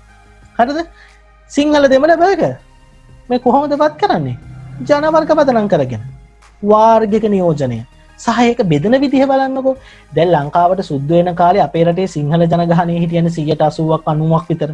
හරිද? ඒ 80%ක් 90ක් ඉඳපු සිංහලයන් වෙනුනොත් එක නියෝජිතයයි. 5%ක් 6ක් ඉඳපු දෙමළ අය වෙනුනොත් නියෝජිතයෙක්යි. 100ක් 2ක් ඉඳපු බර්ගර් අය වෙනුනොත් එක නියෝජිතයයි. දැන් ජනවර්ගවල අනුපාතය සලකා බලන්නේවත් නැතුව වාර්ගික නියෝජනයක් දෙනක පළවෙනි අවුල. වාර්ගික නියෝජනය දෙනවා. ඒ වාර්ගික නියෝජනයේදීවත් සමාන වටිනාකමක් දෙන්නේ නැහැ මේ කොටස් වලට. සමාන වටිනාකමක් නැහැ. ඒ කියන්නේ ඒගොල්ලන්ගේ ජන වර්ගයේ ඉන්න ප්‍රමාණයට අනුව වටිනාකමක් නැහැ. හැමෝටම එක දෙනවා. දැන් මේකෙන් එන්නේ මොකද්ද? රටේ ඉන්න හැම එක්කෙනාටම අදහසක් එනවා අපි හැමෝටම සමාන බලයක් තියෙනවා කියන එක. සමානාත්මතාවය කියන එක කතන්දරයක්. නමුත් මේකේ ප්‍රශ්න වෙන්නේ පස්සේ කාලයකදී ලංකාවේ බිහි වෙන දෙමළ ත්‍රස්තවාදී බිහි වෙන්න බලපාපු ඔය දෙමළ ජාතිවාදී සංවිධාන 50ට 50 අයිතිය ඉල්ලනවා. ඒ කියන්නේ සිංහලයන්ට 10 දෙනෙක් නියෝජිතය දානවා නම් දෙමළත් 10ක් දාන්න ඕන කියලා. ඒ මානසිකත්වයේ බිහි කරන්නේ කෝල්බ්‍රූක් කරපු මේ වැඩේ. සහ කෝල්බ්‍රූක් කරපු මේ වැඩෙන් මොකක්ද උනේ? ජන වර්ග පදනම් කරගෙන මිනිස්සුන්ට නියෝජනය දෙනවා. ඒක තරම් අපේ ඉතිහාසයට කරපු බරපතල හානියක් නෑ. අපි අද වෙදකම් විඳින්නා වූ ජාතිවාදී ප්‍රශ්න, ජන වාර්ගික සිතුම් පැතුම් අපේ රටේ මිනිස්සුන්ගේ ඇතුළේ පැදපදියම් වෙලා තියෙන මේ වාර්ගික හැඟවීම් වර්ධනය වෙන්න පදනම හැදුවා මේ වැඩේ. කොහොම හරි දැන් ඔන්න ඔහොම මේගොල්ලන්ව පත් කරගන්න. මේ පත් කරගන්නකොට ජනවර්ග අනුව නියෝජිතය පත් කරනවා. මේකට අපි කියනවා වාර්ගික නියෝජනය කියලා. මේක ලංකාවට මං කිව්වා වගේ දීර්ඝකාලීන අහිතකර ප්‍රතිඵල ඇති කළා. හැබැයි මතක තියාගන්න මේ අනුගමනය කරන්නේ බ්‍රිතාන්‍යයන්ගේ උපාය මාර්ගය. අපි උපාය මාර්ගය හඳුන්වන්නේ divide and rule කියලා. ඒ කියන්නේ මොකක්ද? බෙදා පාලනය කිරීම. දැන් අපේ රටේ සිංහල දෙමළ මුස්ලිම් ආදී වූ සියලු ජනවර්ග එක මිටකට එකතු වෙලා බ්‍රිතාන්‍යයන්ට එරහිව සටන් කළ යුතුයි, යුද්ධ කළ යුතුයි, අපේ ජාතික නිදහස දිනාගත යුතුයි කියලා එකට එකතු වුණා නම් අපේ අයට මුහුණ දෙන්න අමාරු වෙනවා බ්‍රිතාන්‍යයන්ට. බ්‍රිතාන්‍ය මොකක්ද කරන්න හැදුවේ? මේක කඩන්න ඕනේ. මේ එකතු වෙන එක නවත්තන්න ඕනේ. කරන්න හොඳම වැඩේ මොකද්ද? වර්ගවලට බෙදලා පාලනය කරන එක. සිංහල එකව වෙනම පාලනය කරනවා, දෙමළ එකව වෙනම පාලනය කරනවා, මුස්ලිම් එකව වෙනම පාලනය කරනවා. එහෙම කරනකොට මිනිස්සුන්ව පාලනය කරන්න ලේසි. වර්ගවලට කැඩිලානේ, බෙදලා තියෙන. ඔය අදටත් කරන්නේ ඒකනේ. දෙමළ ජාතිවාදී පක්ෂ ජාතිවාදී අවසවස දෙමළයන්ව පාලනය කරනවා. මුස්ලිම් ජාතිවාදී පක්ෂ මුස්ලිම් අන්තවාදීව ව්‍යාප්ත කර ඒවා කිය ඒක පාලනය කරනවා. සිංහල ජාතිවාදී පක්ෂ සිංහල ජාතිවාදී සංවිධාන කණ්ඩායම් සිංහලයන්ගේ ජාතිවාදී හැඟීම් අවසවසව පාලනය කරනවා. බෙදලා පාලනය කරනවා. හැබැයි තුන්ගොල්ලම තුන් පැත්තෙම ජාතිවාදී අවසවස තුන්ගොල්ලම පාර්ලිමේන්තු වෙනවා. අපි ඉස්සරහා මරාගත්තට උන් ඇතුලෙන් යාළුයි. මොකද සිංහල ජාතිවාදී තියෙන තාක්කල් තමයි දෙමළ ජාතිවාදයට මුස්ලිම් ජාතිවාදයට පවතින්න පුළුවන්. දෙමළ ජාතිවාදී තියෙන තාක්කල් තමයි සිංහල ජාතිවාදයට මුස්ලිම් ජාතිවාදයට පවතින්න පුළුවන්. ඒක தත්ත්වය. ඒක නිසා එකිනෙකා මත යැපෙනවා. මේ පැවැත්ම පටන් ගන්න මේ කෝල්බ්‍රූක් කරපු වැඩේ. කොහොම හරි මෙතනදී අපි නැවත මේ ව්‍යවස්ථාදායක ප්‍රශ්නට આવොත් එහෙම ඔයගලන්ට බැලු බැලමට මෙතන අවුලක් පේනවා. මොකක්ද? ව්‍යවස්ථාදායක සභාවේ නිලලත් 9යි. නිලලත් 6යි. එකතුව කීයද? 15යි. දැන් හිතන්න මේ 15න් තීන්දුවක් ගන්න ව්‍යවස්ථාදායක සභාව බහුතර එකඟතාවයෙන්නේ. බහුතර එකඟතාවයෙන් තීන්දුවක් ගන්නකොට කාටද බහුතරය තියෙන්නේ? කාගේ ළඟද මේ ව්‍යුහයේ බහුතරය තියෙන්නේ? නිලලත් 9 දෙනාට. දැන් කවුද එතකොට නිලලත් 9 දෙනා කියන්නේ? ඒක ඊළඟ ප්‍රශ්නේ. කවුද නිලලත් 9 දෙනා කියන්නේ? නිලලත් 9 දෙනා කියන්නේ මේ 9 දෙනා. දැන් මේ 9 දෙනා කියන්නේ කවුද? බ්‍රිතාන්‍ය නිලධාරියෝ. දැන් ඕගොල්ලෝ හිතන්නේ මේ 9 දෙනා කවදාවත් ආණ්ඩුකාරවරයාට විරුද්ධව වැඩ කරයිද? බ්‍රිතාන්‍ය ආණ්ඩුවට විරුද්ධව වැඩ කරයිද? බ්‍රිතාන්‍ය ආණ්ඩුව කිව්වොත් මේ හෙට ලංකාවේ තියෙන ඔක්කොම තේවත ටික රජයට පවර ගන්න ඕනි කියලා. මේ 9 දෙනා විරුද්ධ වෙයිද? දැන් මේගොල්ලන්ගේ ජොබ් එකනේ. මේගොල්ලෝ විරුද්ධ වුණොත් එහෙනම් මුගේ ජොබ් එක නැති වෙනවා. හිතන්නකෝ දැන් මෙතන ඇවිල්ලා බස්නාහිර පළාත් මහා ඒජන්ට විරුද්ධ වෙනවා. විරුද්ධ වෙච්ච ගමන් මහා ඒජන්ටගේ තනතුරෙන් අයින් කරනවා වෙන එකෙක් එතනටපත් කරනවා මිනිහා ව්‍යවස්ථාදායකයට. අයි තනතුර තියෙන හින්දානේ අතන ඉන්නේ. ඒ නිසා මේගොල්ලෝ විරුද්ධ වෙන්නේ නැහැ ආණ්ඩුකාරවරයාගේ තීන්දුවට. ඒ කාරණාව නිසා නිලලත් 9 දෙනා බහුතරය වීමෙන්ම මේ නිල නොලත් 6 දෙනාට එකතු වෙලා වැඩක් කරගන්න තියෙන අවස්ථාව නැති කළා දැම්මා. ඒක නිසා සිද්ධ වුණේ මොකක්ද? ඇත්තටම කෝල්බ්‍රූක් බලාපොරොත්තු වෙච්ච ප්‍රජාතන්ත්‍රවාදී කියන කාරණාව අර රට ඇතුලේ අලුත් ව්‍යාපාරිකයන්ට ඇවිල්ලා වැඩ කරන්න පුළුවන් විදිහේ මහජන නිදහසක් සහිත වටපිටාවක් බිහි කරගන්න පසුබිම ඒක නිර්මාණය නොවීමේ ප්‍රශ්නයක් ඇත්තටම මතුවුණා. කොහොම හරි මේ නිලනොලත් අයත් පත් කරගන්නේ ආණ්ඩුකාරවරයා හින්දා අනිවාර්යයෙන්ම යාට හිතවත් අය පත් කරගැනීමේ අවස්ථාවක් මෙතන තිබ්බා. ඉතින් ඒ කියන්නේ නිලනොලත් 6ක් ඉන්න අපි හිතමුකෝ ඒ 6 දෙනා එකතු වෙලා ඡන්දෙකදී මොකක් හරි කරන්න බැලුවොත් අඩුම ගානේ පාර්ලිමේන්තුවේ කියන්නේ මේ ව්‍යවස්ථාදායක සභාව පෙරලගෙන කෑ ගහන්න හරි පුළුවන් නේ. හැබැයි එහෙම කරන්නත් විදිහක් නැහැ. මේ 6 දෙනාව පත් කරන්නේ ආණ්ඩුකාරවරයා. ඉතින් ආණ්ඩුකාරවරයා පත් කරන්නේ Tamanට හිතවත් අය මිසක් Tamanට විරුද්ධ වෙන මිනිස්සු නෙමෙයි. ඉතින් එතනදවත් අර කියන ප්‍රජාතන්ත්‍රවාදයේ මහජන නිදහස කියන කතාව ආරක්ෂා නොවීමේ ප්‍රශ්නය ආවා. හරි ඊළඟට දැන් ඔක තමයි ව්‍යවස්ථාදායක සභාවේ වැඩෙන් කෙරෙන්නේ. දැන් ව්‍යවස්ථාදායක සභාව පිහිටවනවා වගේම මේක ඇතුලේ සිද්ධ වෙච්ච අනිත් කාරණාව තමයි මොකක්ද? මෙන්න මේක විධායක සභාව පිහිටුවීම කියන වැඩේ. මේක තමයි අනිත් වැඩේ. මොකද්ද විධායක සභාවෙන් කරන්නේ? විධායක සභාවෙන් වෙන්නේ ආණ්ඩුකාරවරයාට තනියම තීන්දුව తీරන ගන්න දෙන්නේ නැතුව ඔහුට උපදෙස් දෙන ව්‍යුහයක් බිහි කරන්න ඕනේ කියලා කෝල්බ්‍රූක් හිතනවා. ඒ අනුව පත් වෙනවා විධායක සභාවක්. මේ විධායක සභාවේ ඉන්නවා කීප දෙනෙක්. කවුද ඉන්නේ? යටත් විජිත ලේකම් ඉන්නවා. ඒ කියන්නේ මේ සියලු බ්‍රිතාන්‍ය යටත් විජිත වලට අදාළව මේ විශේෂයෙන්ම ඉන්දියානු සාගර කලාපයට පත් කරන යටත් විජිත ලේකම් කෙනෙක් ඉන්නවා. ඊළඟට රටේ භාණ්ඩාගාරිකවරයා, ඊළඟට ගණකාධිකාරීවරයා, මිනුම්පතිවරයා, ඔය මිනුම් දෙපාර්තමේන්තුවේ, ඒ වගේම තමයි මෙතන ඉන්නවා කවුද? කොළඹ රේගු අයකැම. මේ කට්ටිය ඉන්නවා. දැන් මොකද වෙන්නේ? මේ කට්ටිය තමයි විධායක සභාව වෙන්නේ. ඒ කියන්නේ රටේ නීතිය ක්‍රියාත්මක කරන ව්‍යුහය බවට පත් වෙන්නේ මේගොල්ලෝ. කෝල්බ්‍රූක් යෝජනා කරනවා මේ පිරිස. එතනදී කලේ ප්‍රධානම දේ තමයි රටේ මුදල් කටයුතු පිළිබඳව ආණ්ඩුකාරවරයාට තිබිච්ච අසීමිත බලය සීමා කරන්න තමයි මේකෙන් අපේක්ෂා කළේ. මොකද මුදල් කටයුතු පිළිබඳව කලින් ආණ්ඩුකාරවරයාට තිබුණේ අසීමිත බලයක්. ඒ කියන්නේ ආණ්ඩුකාරවරයාට හිතනවා නම් රටේ සල්ලි මේකට වියදම් කරන්න ඕනේ කියලා එයාට ඒකට වියදම් කරන්න. නැත්නම් අරකට වියදම් කරනවා කියලා හිතනවා නම් ඒකට වියදම් කරන්න පුළුවන්. මිනිහට ඕනේ දෙයකට ඕනේ මගුලකට මේවා වියදම් කරන්න පුළුවන් තත්ත්වයක් තිබුණා. ඉතින් මෙයා මොකක්ද කරන්නේ? මුදල් කටයුතු පිළිබඳව ආණ්ඩුකාරවරයාට තිබිච්ච අන්නේ අසීමිත බලය සීමා කරන්න ඕනේ කියලා තීරණය කරනවා. ඇයි ව්‍යාපාරිකයෙක් ඇවිල්ලා රටේ මුදල් ආයෝජනය කරයිද? රටේ ඉන්න පාලකයට හිතන විදිහට සල්ලි වියදම් කරනවනේ. කැමති නෑනේ. ඒ නිසා ඒගොල්ලන්ට ඕනේ විනිවිද භාවය. හරියට මුදල් පාලනය කරන්න ඕනේ. ඒ නිසා තමයි මොකද්ද ආණ්ඩුකාරවරයාට මුදල් කටයුතු පිළිබඳව තිබිච්ච අසීමිත බලය සීමා කරන්න කටයුතු කරන්නේ. අන්න ඒ අනුව ආදායම් සහ වියදම් පිළිබඳව තීරණ ගැනීමේදී ආණ්ඩුකාරවරයාට පවරනවා මෙන්න මේ විධායක සභාවත් එක්ක සාකච්ඡා කරන්න කියලා. ඒ සාකච්ඡා කළා ඒ තීරණයක කටයුතු කරන්න. හැබැයි සාකච්ඡා කළාට විධායක සභාවේ උපදෙස් ගත්තාට විධායක සභාව කියන දේවල් නැත්නම් විධායක සභාවේ නියමයන් තීරණයන් පිළිගන්න ආණ්ඩුකාරවරයා බැඳී ඉන්නේ නැහැ. ඒ කියන්නේ අරගොල්ලන්ට නියමයන් ඉදිරිපත් කරන්න පුළුවන්. තීරණ දෙන්න පුළුවන්. හැබැයි ඒ තීරණ දුන්නාට ඒවාට අනුව ක්‍රියාත්මක වෙන්න ඒවා පිළි අරගන්න ආණ්ඩුකාරවරයා බැඳී ඉන්නේ නෑ.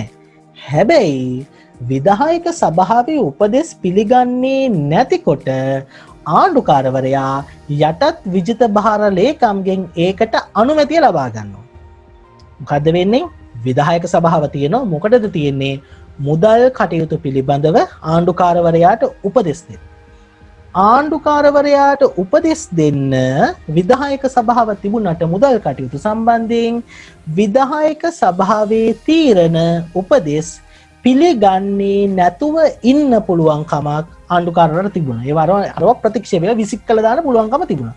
හැබැයි එහෙම කරනවා නම් අනිවාර්යයෙන් මේක කරන්න පුළුවන් වෙන්නේ යටත් විජිත භාර ලේකම්ගෙන් අනුමැතියක් ලැබෙනවා නම් විතරයි. ඒ කියන්නේ යම් නිදහසක් තියෙනවා. නමුත් ඒක පොඩි සීමා කිරීමකට ලක් කරලා තියෙනවා. යටත් විජිත භාර ලේකම්ගේ අනුමැතිය ලබා ගන්න ඕනි කියන කතාව. දැන් ඔය තියෙන දැන් ඔයගලන්ගේ පෙළ පොතේ ওই ටික තමයි ප්‍රධාන වශයෙන් විස්තර කරගෙන ගිහිල්ලා තියෙන්නේ විධායක සභාවයි ව්‍යවස්ථාදායක සභාවයි. අනිත් ඒවා ගැන ලොකු අවධානයක් යොමු කරන්නේ හේතුව අපේ ඊළඟ පාඩමේදී. ඒ කියන්නේ මේ ඊළඟ පාඩම් එකකේදී මේ පාඩමේ නෙමෙයි ඊට පස්සේ පාඩමේදී මේක ගැන පොඩ්ඩක් පුළුල්ල කතා කරනවා. හැබැයි මම මෙතනදී ඒක ගැන යම් සඳහනක් කරලා යන්නම්.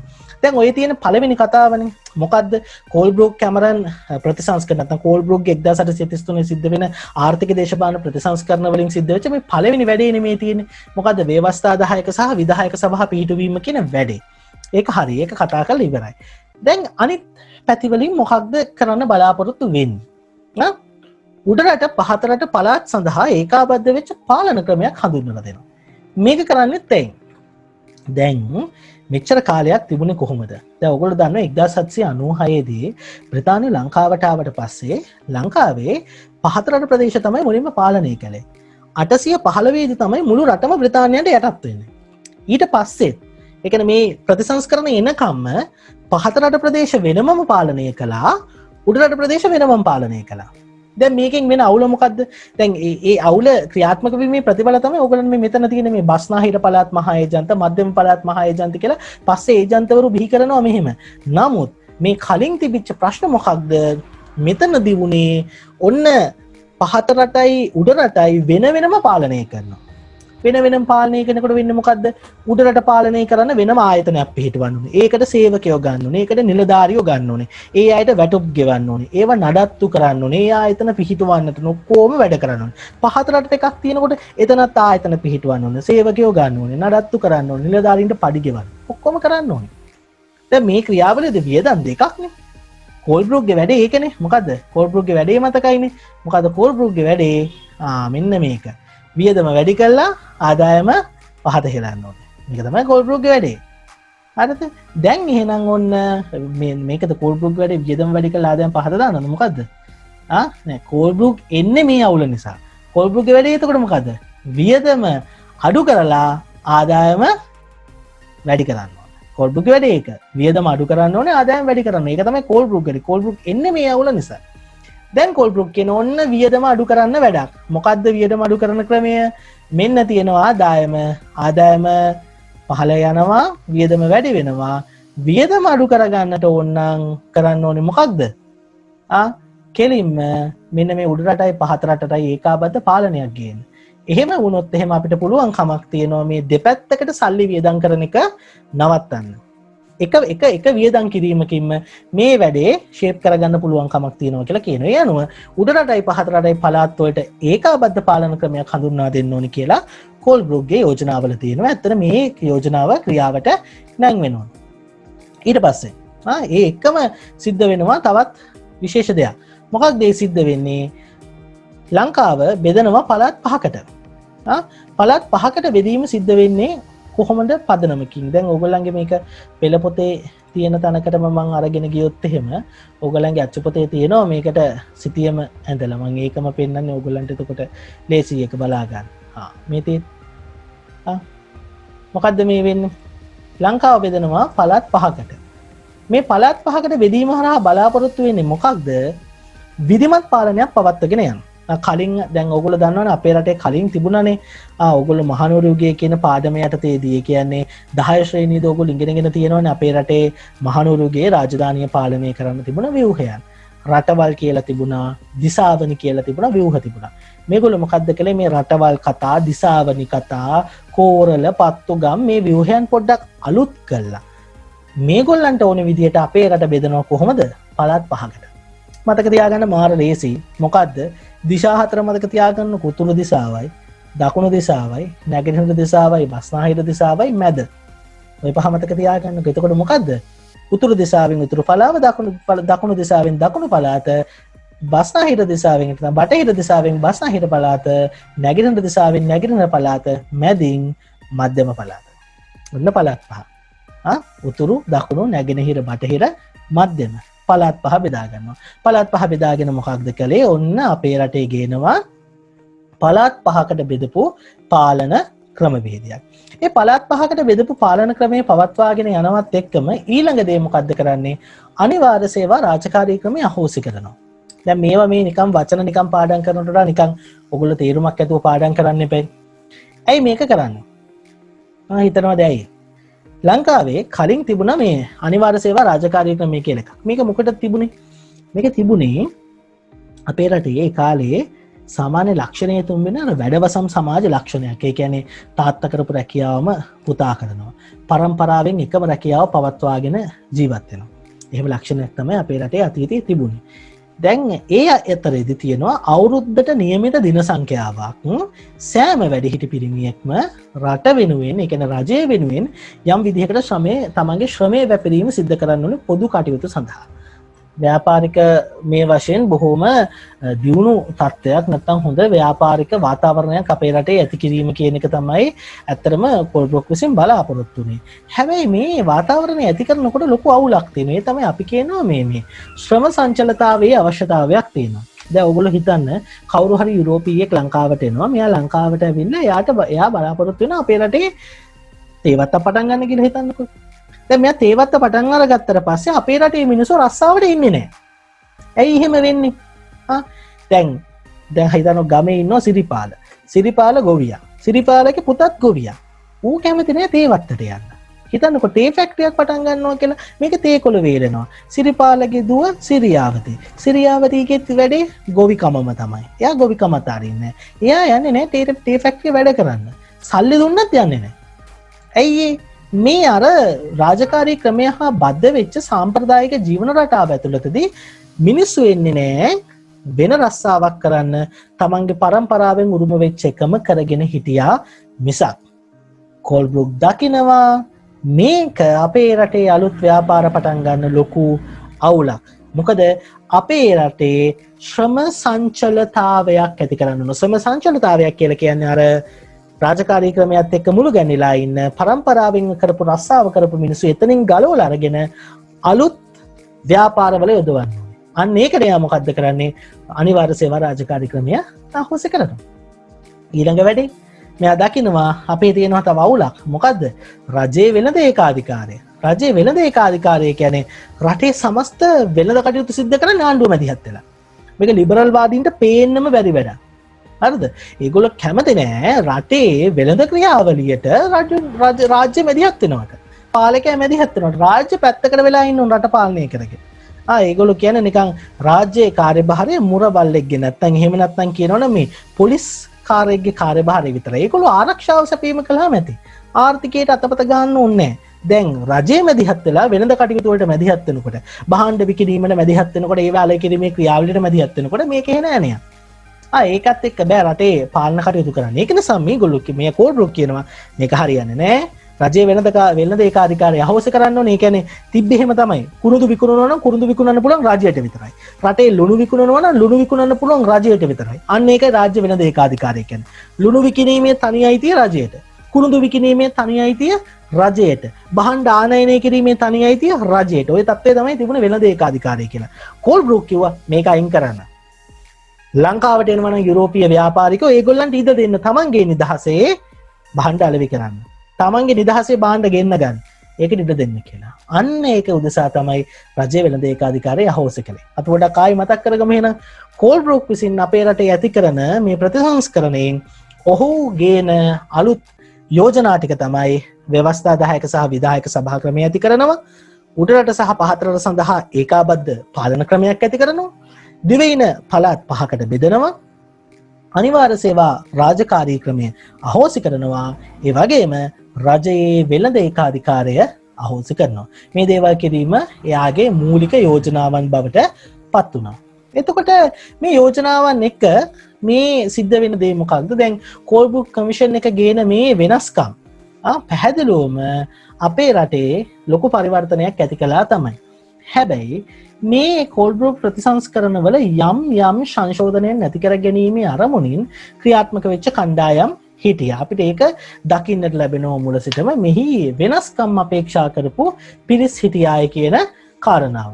ඒ කියන්නේ ඒගොල්ලෝ බලාපොරොත්තු වුණා මොන වගේ දේවල්ද? ඒගොල්ලන්ට අවශ්‍ය වුණා ඇත්තටම කෝල්බෘක් ප්‍රතිසංස්කරණයත් එක්ක ගෙනාපු මේ යම් ව්‍යවස්ථාමය කාරණාවල වර්ධනය නැති කරගන්න. දැන් උදාහරණයකට ව්‍යවස්ථාදායක සභාවේ නිලනත් ප්‍රශ්නේ ඒකට උත්තරයක් හොයාගන්න. හැබැයි මතක තියාගන්න මුලින්ම මේ උද්ඝෝෂණ ව්‍යාපාරය ආරම්භ කරන්නේ ලංකාවේ ඉඳපු යුරෝපීය ව්‍යාපාරිකයෝ.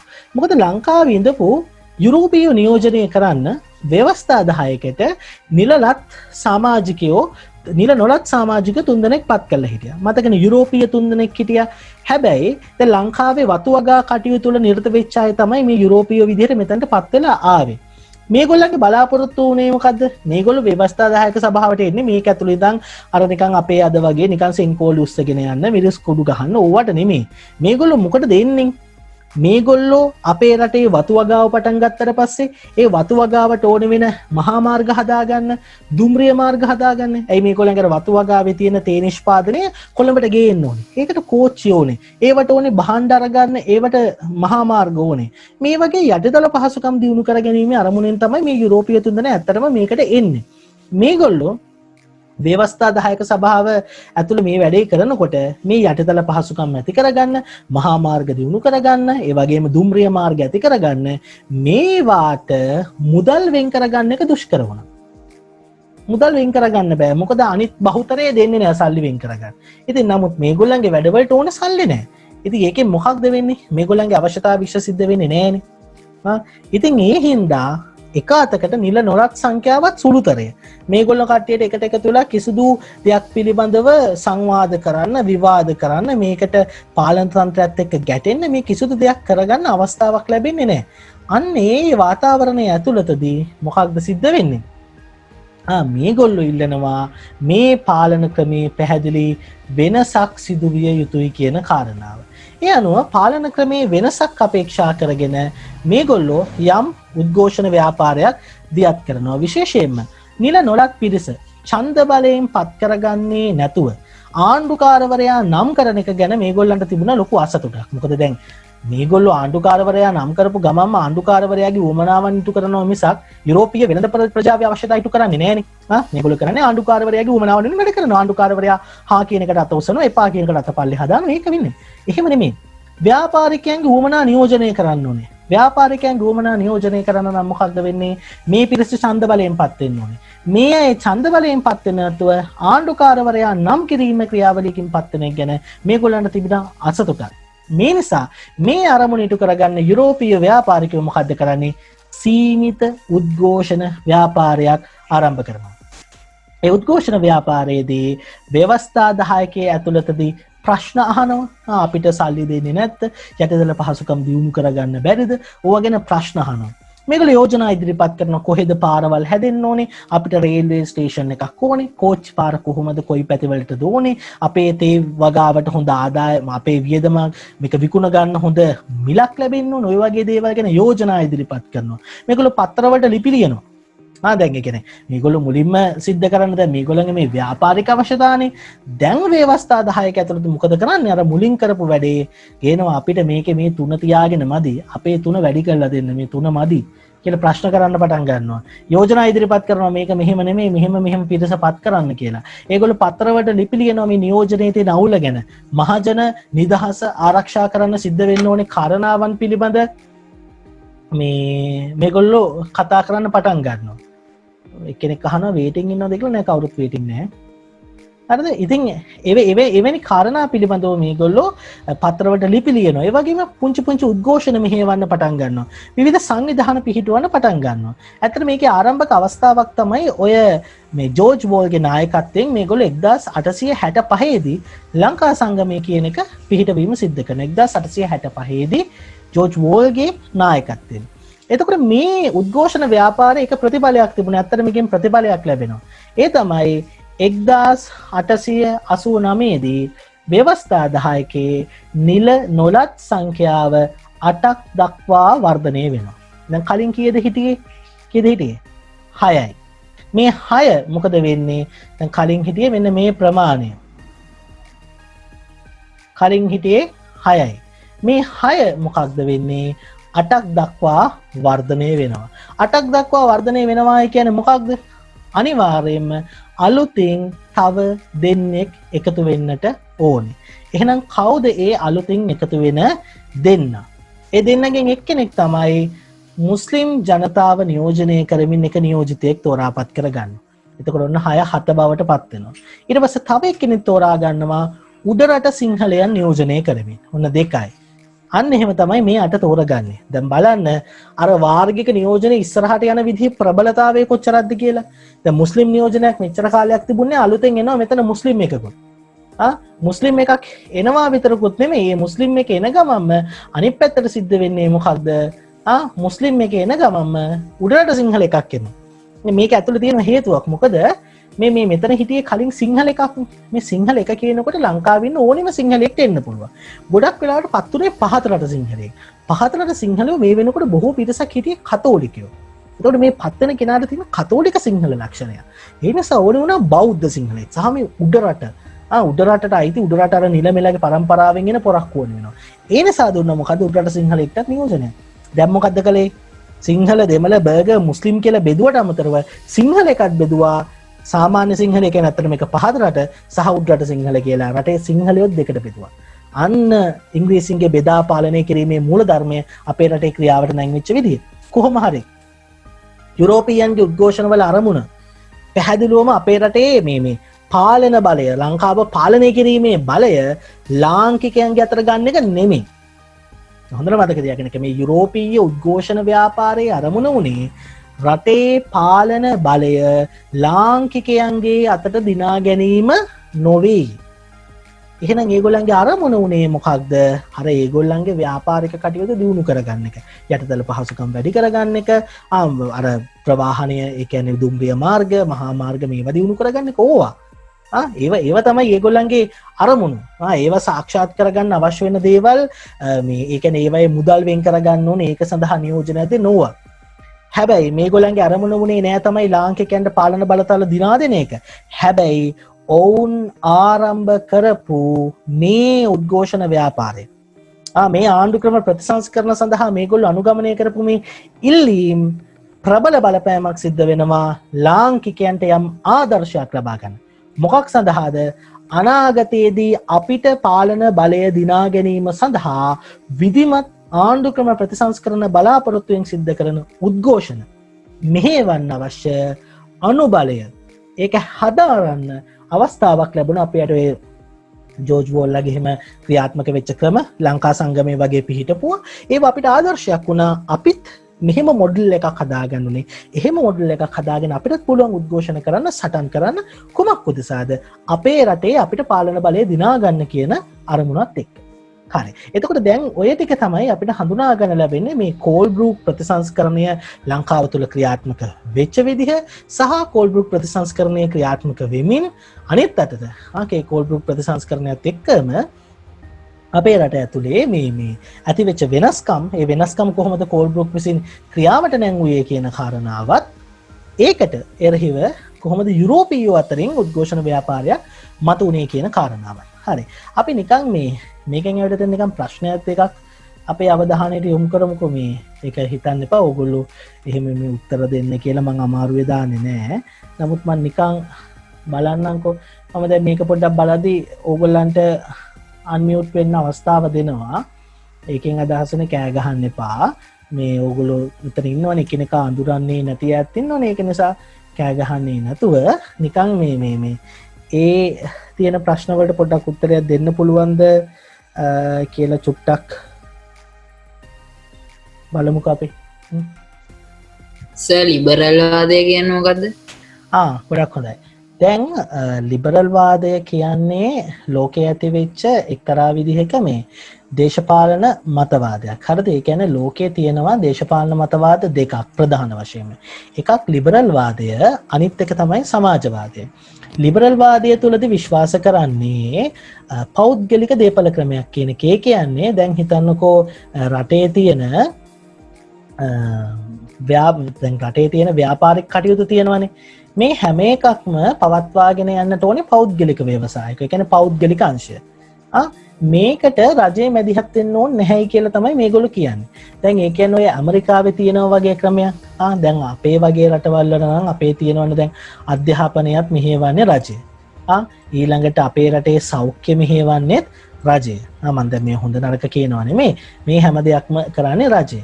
හැබැයි ලිබරල් වාදියෝ කියනවා නෑ එහෙම වෙන්න බෑ.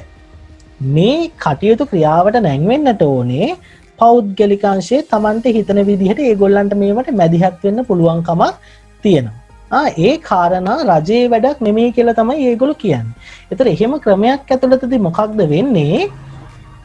හැම දෙයක්ම පෞද්ගලිකාංශයේ අවශ්‍යතාවයන් අනුව තමයි සිද්ධ වෙන්නේ.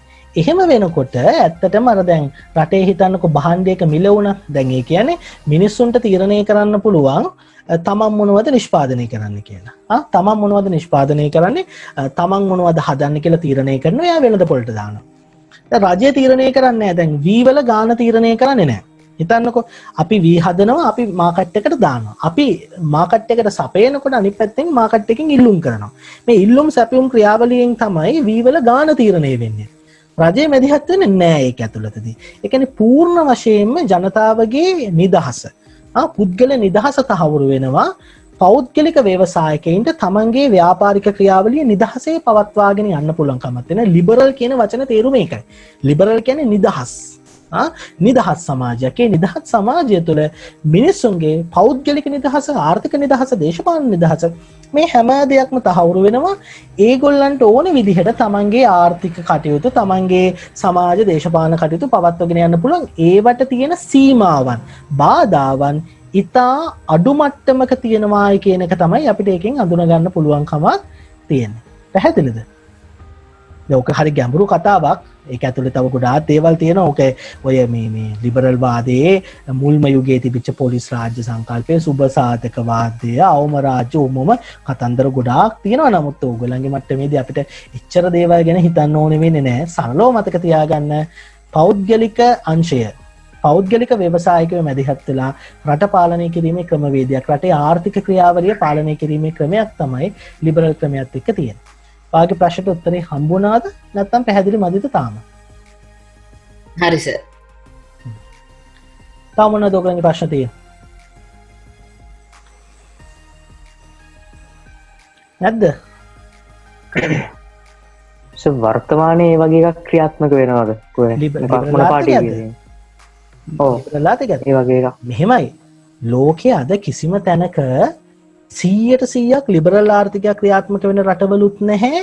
100% ඔය සමාජවාදී ආර්ථිකයක් ක්‍රියාත්මක වෙන රටවලුත් අද ලෝකේ නැහැ ඇත්තටම. හරිද? කලවමක් තියෙන්නේ. හැබැයි අපි බැලුවොත් ඇමරිකාව වගේ රටක තියෙන ඔය ලිබරල් ලක්ෂණ. ව්‍යාපාරිකයන්ට මැදිහත් වෙලා රාජ්‍ය පිළිබඳව තීරණ ගන්න ඒ හරහා සිද්ධ වෙන පාලන ක්‍රියාවලියක් තියෙනවා. අද ලෝකේ මේක අර සර්ව සම්පූර්ණයෙන්ම මූලික ක්‍රමයෙන්ම නෑ. මොකද ඒක රටවල් වල හැටියට ස්වභාවිකව ඒව හැදිලා තියෙනවා. හැබැයි අපි ගත්තොත් මූලිකවම ඇමරිකාව, බ්‍රිතාන්‍ය, ප්‍රංශය, ඊළඟට ජපානය, අපේ පෙරදිග පැත්තෙන් ගත්තොත් ජපානය, ඒ වගේම තමයි මේ ජර්මනිය, මේ වගේ රටවල් ධනවාදී රටවල්. ඒ කියන්නේ ඒවයි තියෙන ලිබරල් ආර්ථික ක්‍රමය. ඇත්ත කතාව ඉන්දියාවත් එහෙමම තමයි. ලංකාවෙත් 1978 ආණ්ඩුක්‍රම ප්‍රතිසංස්කරණය ගෙනල්ලා ආණ්ඩුක්‍රමය ගෙනල්ලා ජේ.ආර්. ජයවර්ධන මහතාගේ මූලිකත්වයෙන් ලංකාවටත් ධනවාදී ආර්ථික ක්‍රමයක ලක්ෂණ ගේනවා. ඉතින් අපේ රටෙත් 100% ධනවාදී ලක්ෂණ නොතිබ්බට ඒකට සමාන ක්‍රමයක් තමයි අපේ රටේ තියෙන. දැන් බලන්නකෝ අපේ රටේ ඔයාට හිතනවා නම් මොකක් හරි බිස්නස් එකක් පටන් ගන්න. රටේ සාමාන්‍ය නීති රීති වලට විරුද්ධ එකක් නෙමෙයි නම් ඔයාට හිතනවා නම් ඔයාට කැමති විදිහට බිස්නස් එකක් පටන් ගන්න පුළුවන්. ඔයාට කැමති තැනකින් ඔයාට සල්ලි තියෙනවා නම් ඉඩමක් ගන්න පුළුවන්. ඔයාගේ සල්ලි වලින් ඔයාට වැඩ කරගෙන ඔයාගේ බිස්නස් එකක් කරගෙන ධනෙ උපයගෙන යන්න පුළුවන්. ඕගොල්ලන්ගේ නිෂ්පාදනය අනුව තමයි රටේ තියෙන මිල ගණන් තීරණය වෙන්නේ. එහෙම අවුල් වෙන තැනකදී රජය මැදිහත් වෙනවා. අර ඕගොල්ලන් නිවුස් වලට එහෙම අහන්න ලැබෙන අර රජයේ පාලන මිලක් දැම්මා. ඊළඟට මේ යම් කිසි විදිහක මිලදී ගැනීමේ නිශ්චිත මිල පරාසයක් නියම කළා. ඒ කතන්දරලෙන් ලැබෙන අර පොඩ්ඩ ලිබරල් වාදයෙන් අර මං කිව්වේ සම්පූර්ණයෙන්ම නැහැ කියලා සමහර රටවල් වල අන්නේ නැති භාවය තමයි අපේ පෙන්වන්නේ. පැහැදිලිද? එහෙම හින්දා අද ලෝකේ තියෙන කලවම් වෙච්ච ක්‍රමය. පැහැදිලිද ඔයාට ඒක? ඔව් සර්. තව මොනවද තියෙන ප්‍රශ්න? නැද්ද වෙන ප්‍රශ්න? දැන් ඔය ක්‍රමයට තමයි ඔයගොල්ලෝ ඔය පාඩම් තේරුම් ගන්න ඕනේ. මොකද අපි ඇත්තටම බැලුවොත් එහෙම ළමයි ලකුණු අඩු කරගන්නවා, ළමයි උත්තර හරියට ලියන්නේ නැහැ. ඒක ගොඩාක් වෙලාවට මේ පාඩම් වලදී වෙනවා. හේතුව මේගොල්ලෝ මේක මේ අර තුලනාත්මකව ඉගෙන ගන්නේ නැහැ. නිකන් ඔහේ මේ තියෙන එක කටපාඩම් කරගන්නවා. හැබැයි මේ ඔයගොල්ලෝ මේක තුලනාත්මකව ඉගෙන ගත්තොත් එහෙම ඔයගොල්ලන්ට අහු වෙනවා මේක හරි ලේසියෙන් පාඩම් කරගන්න ක්‍රමය මේක. දැන් ඕගොල්ලෝ දැන් නිකන් බැලුවොත් මේව කටපාඩම් කරන් දේවල් නෙමෙයි තර්කානුකූලව තේරුම් අරගන්නකො. හරි. අපි එහෙනම් මේ වෙන ගැටලු නෑනේ මම පොඩ්ඩක් ප්‍රශ්නයක් දෙකක් ඕගොල්ලන්ට පෙන්නන්නම්. ඒක ලොකුවට හිතන්න එපා. අපි බලමු මේ ඒවට උත්තර ලියා ගන්න පුළුවන්ද කියලා. පළවෙනි ප්‍රශ්නේ. බ්‍රිතාන්‍ය පාලන සමයේ එවකට යටත් විජිත ලේකම් විසින් චාල්ස් ඒ කැමරන් නැමැත්තා පත් කර ලංකාවට එවන ලද්දේ. දැන් ඕගොල්ලන්ගේ දැනුමේ හැටියට කියන්නකො උත්තර බලන්න. මෙරට දේශපාලන කටයුතු හොයා බලන්න එව්වා කියනවා. එවකට පැවති අධිකරණ හා නීතිමය තත්ත්වය පිරික්සා නිර්දේශ ඉදිරිපත් කිරීමට කියලා උත්තරයක් තියෙනවා. ඊළඟට තියෙන එවකට පැවති ආර්ථික තත්ත්වය සොයා බැලීමට කියලා. එවකට පැවති යුදමය තත්ත්වය අවසන් කිරීමට කියලා. මොකක්ද හරි උත්තරේ? කවුරු හරි කියන්නේ ගැටලුවක් නැහැ. දෙක. ඒ කියන්නේ අධිකරණ සහ නීතිමය තත්ත්වය පිරික්සා නිර්දේශ ඉදිරිපත් කරන්න. එතකොට දේශපාලන කටයුතු සොයා බලන්න එවන්නේ කවුද? කෝල්බ්‍රොක් එවන්නේ. එතකොට ආර්ථික තත්ත්වය සොයා බලන්න කවද එවන්නේ? කවද එවන්නේ? එයාම තමයි. ඒත් කෝල්බ්‍රොක්ම තමයි. කෝල්බ්‍රොක් විසින් තමයි දේශපාලන කටයුත්ත සහ ආර්ථික තත්ත්වය කියන එක සොයා බලන්න එවන්නේ. හරි හොඳයි. ඊළඟට කෝල්බ්‍රොක් කමිසමේ නිර්දේශ පදනම් කරගත් ආණ්ඩු ක්‍රම ප්‍රතිසංස්කරණය බ්‍රිතාන්‍යයන් විසින් මෙරටට හඳුන්වා දුන්න අවුරුද්ද මොකක්ද? උත්තරේ කෙලිම බලලා කියන්නකෝ. ඒක දන්නවනේ. 1833. හරි. ඊළඟට මේ අනිත් අය කතා කරන්න. ඔය ගෑන් ළමයි ටිකක් එහෙම හිටියනේ උත්තර දෙන්න. කොල්ලෝ ටික වැඩිපුර උත්තර දෙනවා. අන්න කොල්ලෝ දෙනෙක් උත්තර දුන්නා. කොල්ලන්ට ලකුණු 10යි. එක කොල්ලෙක්ට ලකුණු 5 ගන්න ලකුණු 10යි. හරි. කෝල්බ්‍රොක් ප්‍රතිසංස්කරණ මගින් පිහිටවන ලද ව්‍යවස්ථා 10ක සභාවට ඇතුළත් වෙච්ච සමාජිකයෝ ගාන කීයද? 15. 15යි. කොල්ලන්ට ලකුණු 15යි. මේ හරි. තව එක්ස්ට්‍රා ප්‍රශ්නයක් තියෙනවා. මේ 15 නිලලත් කීයක් හිටියද? 9. නිලලත් 9යි. කොල්ලන්ට තව ලකුණු 5යි. නිල නොලත් කීයද? 6. 6යි. කොල්ලන්ට ලකුණු තව 5ක් එනවා. එකතු කරගන්නවා. ඒෂාන් හරි කවුරු හරි ලකුණු එකතු කරගන්න. හරි. ඊළඟට මේ ව්‍යවස්ථා 10ක සභාවට ජනවර්ග අනුව නිල නොලත් සමාජිකයන් පත් කිරීමේදී බහුතරයේ හිමි වුණේ කාටද? හොඳට තේරුම් ගන්න. ව්‍යවස්ථාදායක සභාවට ජනවර්ග අනුව නිල නොලත් සමාජිකයන් පත් කරනකොට බහුතරයේ හිමි වුණේ කාටද? යුරෝපියන්ට හිමි. කී දෙනෙක් හිටියද කියලා කියන්නකෝ. යත් එක්ක උත්තරේ කියන්න හදපු අනිත් එක්කෙනා. කීයක් හිටියද යුරෝපියෝ? හරි කමන්නේ වෙන කවුරුහට කිය. යුරෝපියන්ට හිමි වෙන යුරෝපිය කී දෙනෙක්? යුරෝපිය 3 දෙනයි. හරි. සිංහල කී දෙනෙක්ද? එක්කෙනයි. බර්ගර් එක්කෙනයි. දෙමළ එක්කෙනයි. හරි. මේ ව්‍යවස්ථා 10කේ සම්බන්ධයෙන් වැරදි ප්‍රකාශය මොකක්ද කියලා අපෙන් අහනවා. හරිද? බලන්නකෝ. ව්‍යවස්ථා 10ක සභාවේ නිලලත් සමාජිකයන් ගණන 9කි. හරිද වැරදිද මේක? හරි. නිල නොලත් සමාජිකයින් සභාවට පත්කිරීමේ බලය ආණ්ඩුකාරවරයාට පැවරී තිබිණි. හරිද වැරදිද? හරිද නිල නොලත් පත් කළේ ආණ්ඩුකාරවරයා. ව්‍යවස්ථාදායක සභාවේ නිලලත් පිරිසට වඩා නිල නොලත් පිරිස බහුතරය විය. වැරදි. මොකක්ද ඇත්තටම වුණ තත්ත්වය? නිලලත් 9 නිලලත් 6 වැඩි. එතකොට බහුතරය වුණේ නිල ලත් නිල නොලත් අය සුළුතරය. ව්‍යවස්ථාදායක සභාවේ දෙමළ ජන කොටස් වෙනුවෙන් පත් කරන සමාජිකයන් ගණන එකකි. එකත් හරි. එහෙනම් මේකේ වැරදි උත්තරේ ඒ කියන්නේ වැරදි කරුණ 3 ඒක නිසා හරි උත්තරේ වෙන්නේ 3. හරි ඊළඟට හොඳයි අය කට්ටිය මේ අනිත් පැත්ත කතා කරනවා නම් හොඳ අර ඉදි ගැඳපු අය මේ ඊළඟට අරකේ මුලින් පටන් ගන්නකොට මොහොගක කෑ ගහපු අය කො කනගම හරි උත්තර දෙන්න. කෝල් ගෲප් ප්‍රතිසංස්කරණ වල යම් යම් අංග සංශෝධනය කර ගැනීමේ උද්ඝෝෂණයක් මුල් වරට ආරම්භ කරන ලද්දේ. කෝල් ගෲප් ප්‍රතිසංස්කරණ වල යම් යම් අංශ සංශෝධනය කර ගැනීමේ උද්ඝෝෂණයක් මුල් වරට ආරම්භ කළේ කවුද?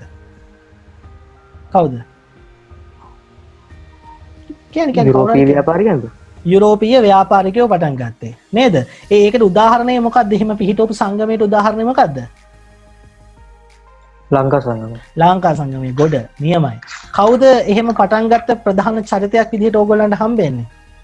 ඔය ලංකා සංගමයේ පටන් ගත්තේ කවුද? George wall. මරු අවුරුද්ද කියන්න පුළුවන් නම්? පුළුවන්ද? 1865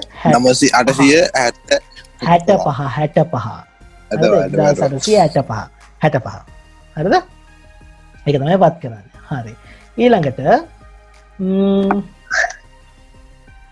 හරි මේ තියෙන මේ ප්‍රශ්නම තියෙනවා ජෝර්ජ් වෝල්ගේ නායකත්වයෙන් යුතුව යුරෝපීයන් විසින් ලංකා සංගමයේ පිහිටවන්නේ 1865 දී. හරි ඔය ඒක ඔව් ඒ ටික තමයි ඇත්තටම ඕගොල්ලන්ගේ මේ MCQ විදිහට අපි පොඩ්ඩක් කතා කරන මේ කතා කරපු කොටසෙන් මම ඒක සුළු ප්‍රමාණයක් තෝරගන්නේ. ඊළඟට අපි නිකම් බැලුවොත් එහෙම මෙන්න මේ වගේ කොටසක්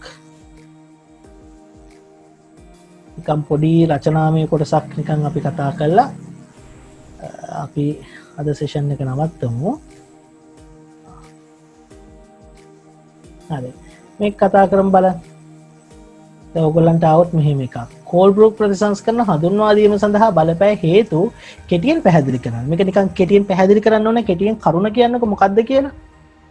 බලපෑ හේතු රජයේ ආදායමට වඩා වියදම වැඩිවීමේ ප්‍රශ්නය. ගොඩක් හොඳයි. ඊළඟට මෙරටට හඳුන්වා දුන් කෝල් ගෲප් ප්‍රතිසංස්කරණ වල කැපී පෙනෙන ලක්ෂණ 3ක් සඳහන් කරා. මොනවද කැපී පෙනෙන ලක්ෂණ? අපි කට්ටියම කියමු මොනවද කැපී පෙනෙන ලක්ෂණ කියන්නේ? අපි කතා කරපු ඒවා තියෙනවා මොනවද? 5ක් තියෙනවා. නේද? 5ක්ද? මෙන්න මේවා තමයි කැපී පෙනෙන ලක්ෂණ. මොනවද? ව්‍යවස්ථාදායක හා විධායක සභා පිහිටුවීම. මේක නිකන් එක කෑල්ලක් ලියන්න එපා. එකකට ව්‍යවස්ථාදායක සභා පිහිටුවීම අනිත් එකට විධායක සභා පිහිටුවීම කියලා ලියන්න එපා. දෙකම ලියන්න එක උත්තරයකට. ව්‍යවස්ථාදායක හා විධායක සභා පිහිටුවීම. උඩරට හා පහත් රට පළාත් සඳහා ඒකාබද්ධ වූ පාලන ක්‍රමයක් හඳුන්වා දීම. දිවයින පළාත් 5කට බෙදීම. අනිවාර්ය සේවා රාජකාරී ක්‍රමය අහෝසි කිරීම. රජයේ වෙළඳ ඒකාධිකාරය අහෝසි කිරීම. ආයි නිකන් අපි කියමු ව්‍යවස්ථාදායක සහ විධායක සභා පිහිටවීම, උඩරට සහ පහත රට පළාත් සඳහා ඒකාබද්ධ වූ පාලන ක්‍රමයක් හඳුන්වා දීම, දිවයින පළාත් 5කට බෙදීම, අනිවාර්ය සේවා රාජකාරී ක්‍රමය අහෝසි කිරීම, රජයේ වෙළඳ ඒකාධිකාරය අහෝසි කිරීම. ওই ටික තමයි මූලික කාර්යයන් උනේ මේකෙන් සිද්ධ වෙච්ච. ඊළඟට ඊළඟ ගන්නකොයි කෝල් ගෲප් ප්‍රතිසංස්කරණ යටතේ පිහිටවන ලද ව්‍යවස්ථාදායක සභාවේ සංයුතිය. ඒක හරිනේ නේද? අපි මේ කතා කරපු මෙන්න මේක.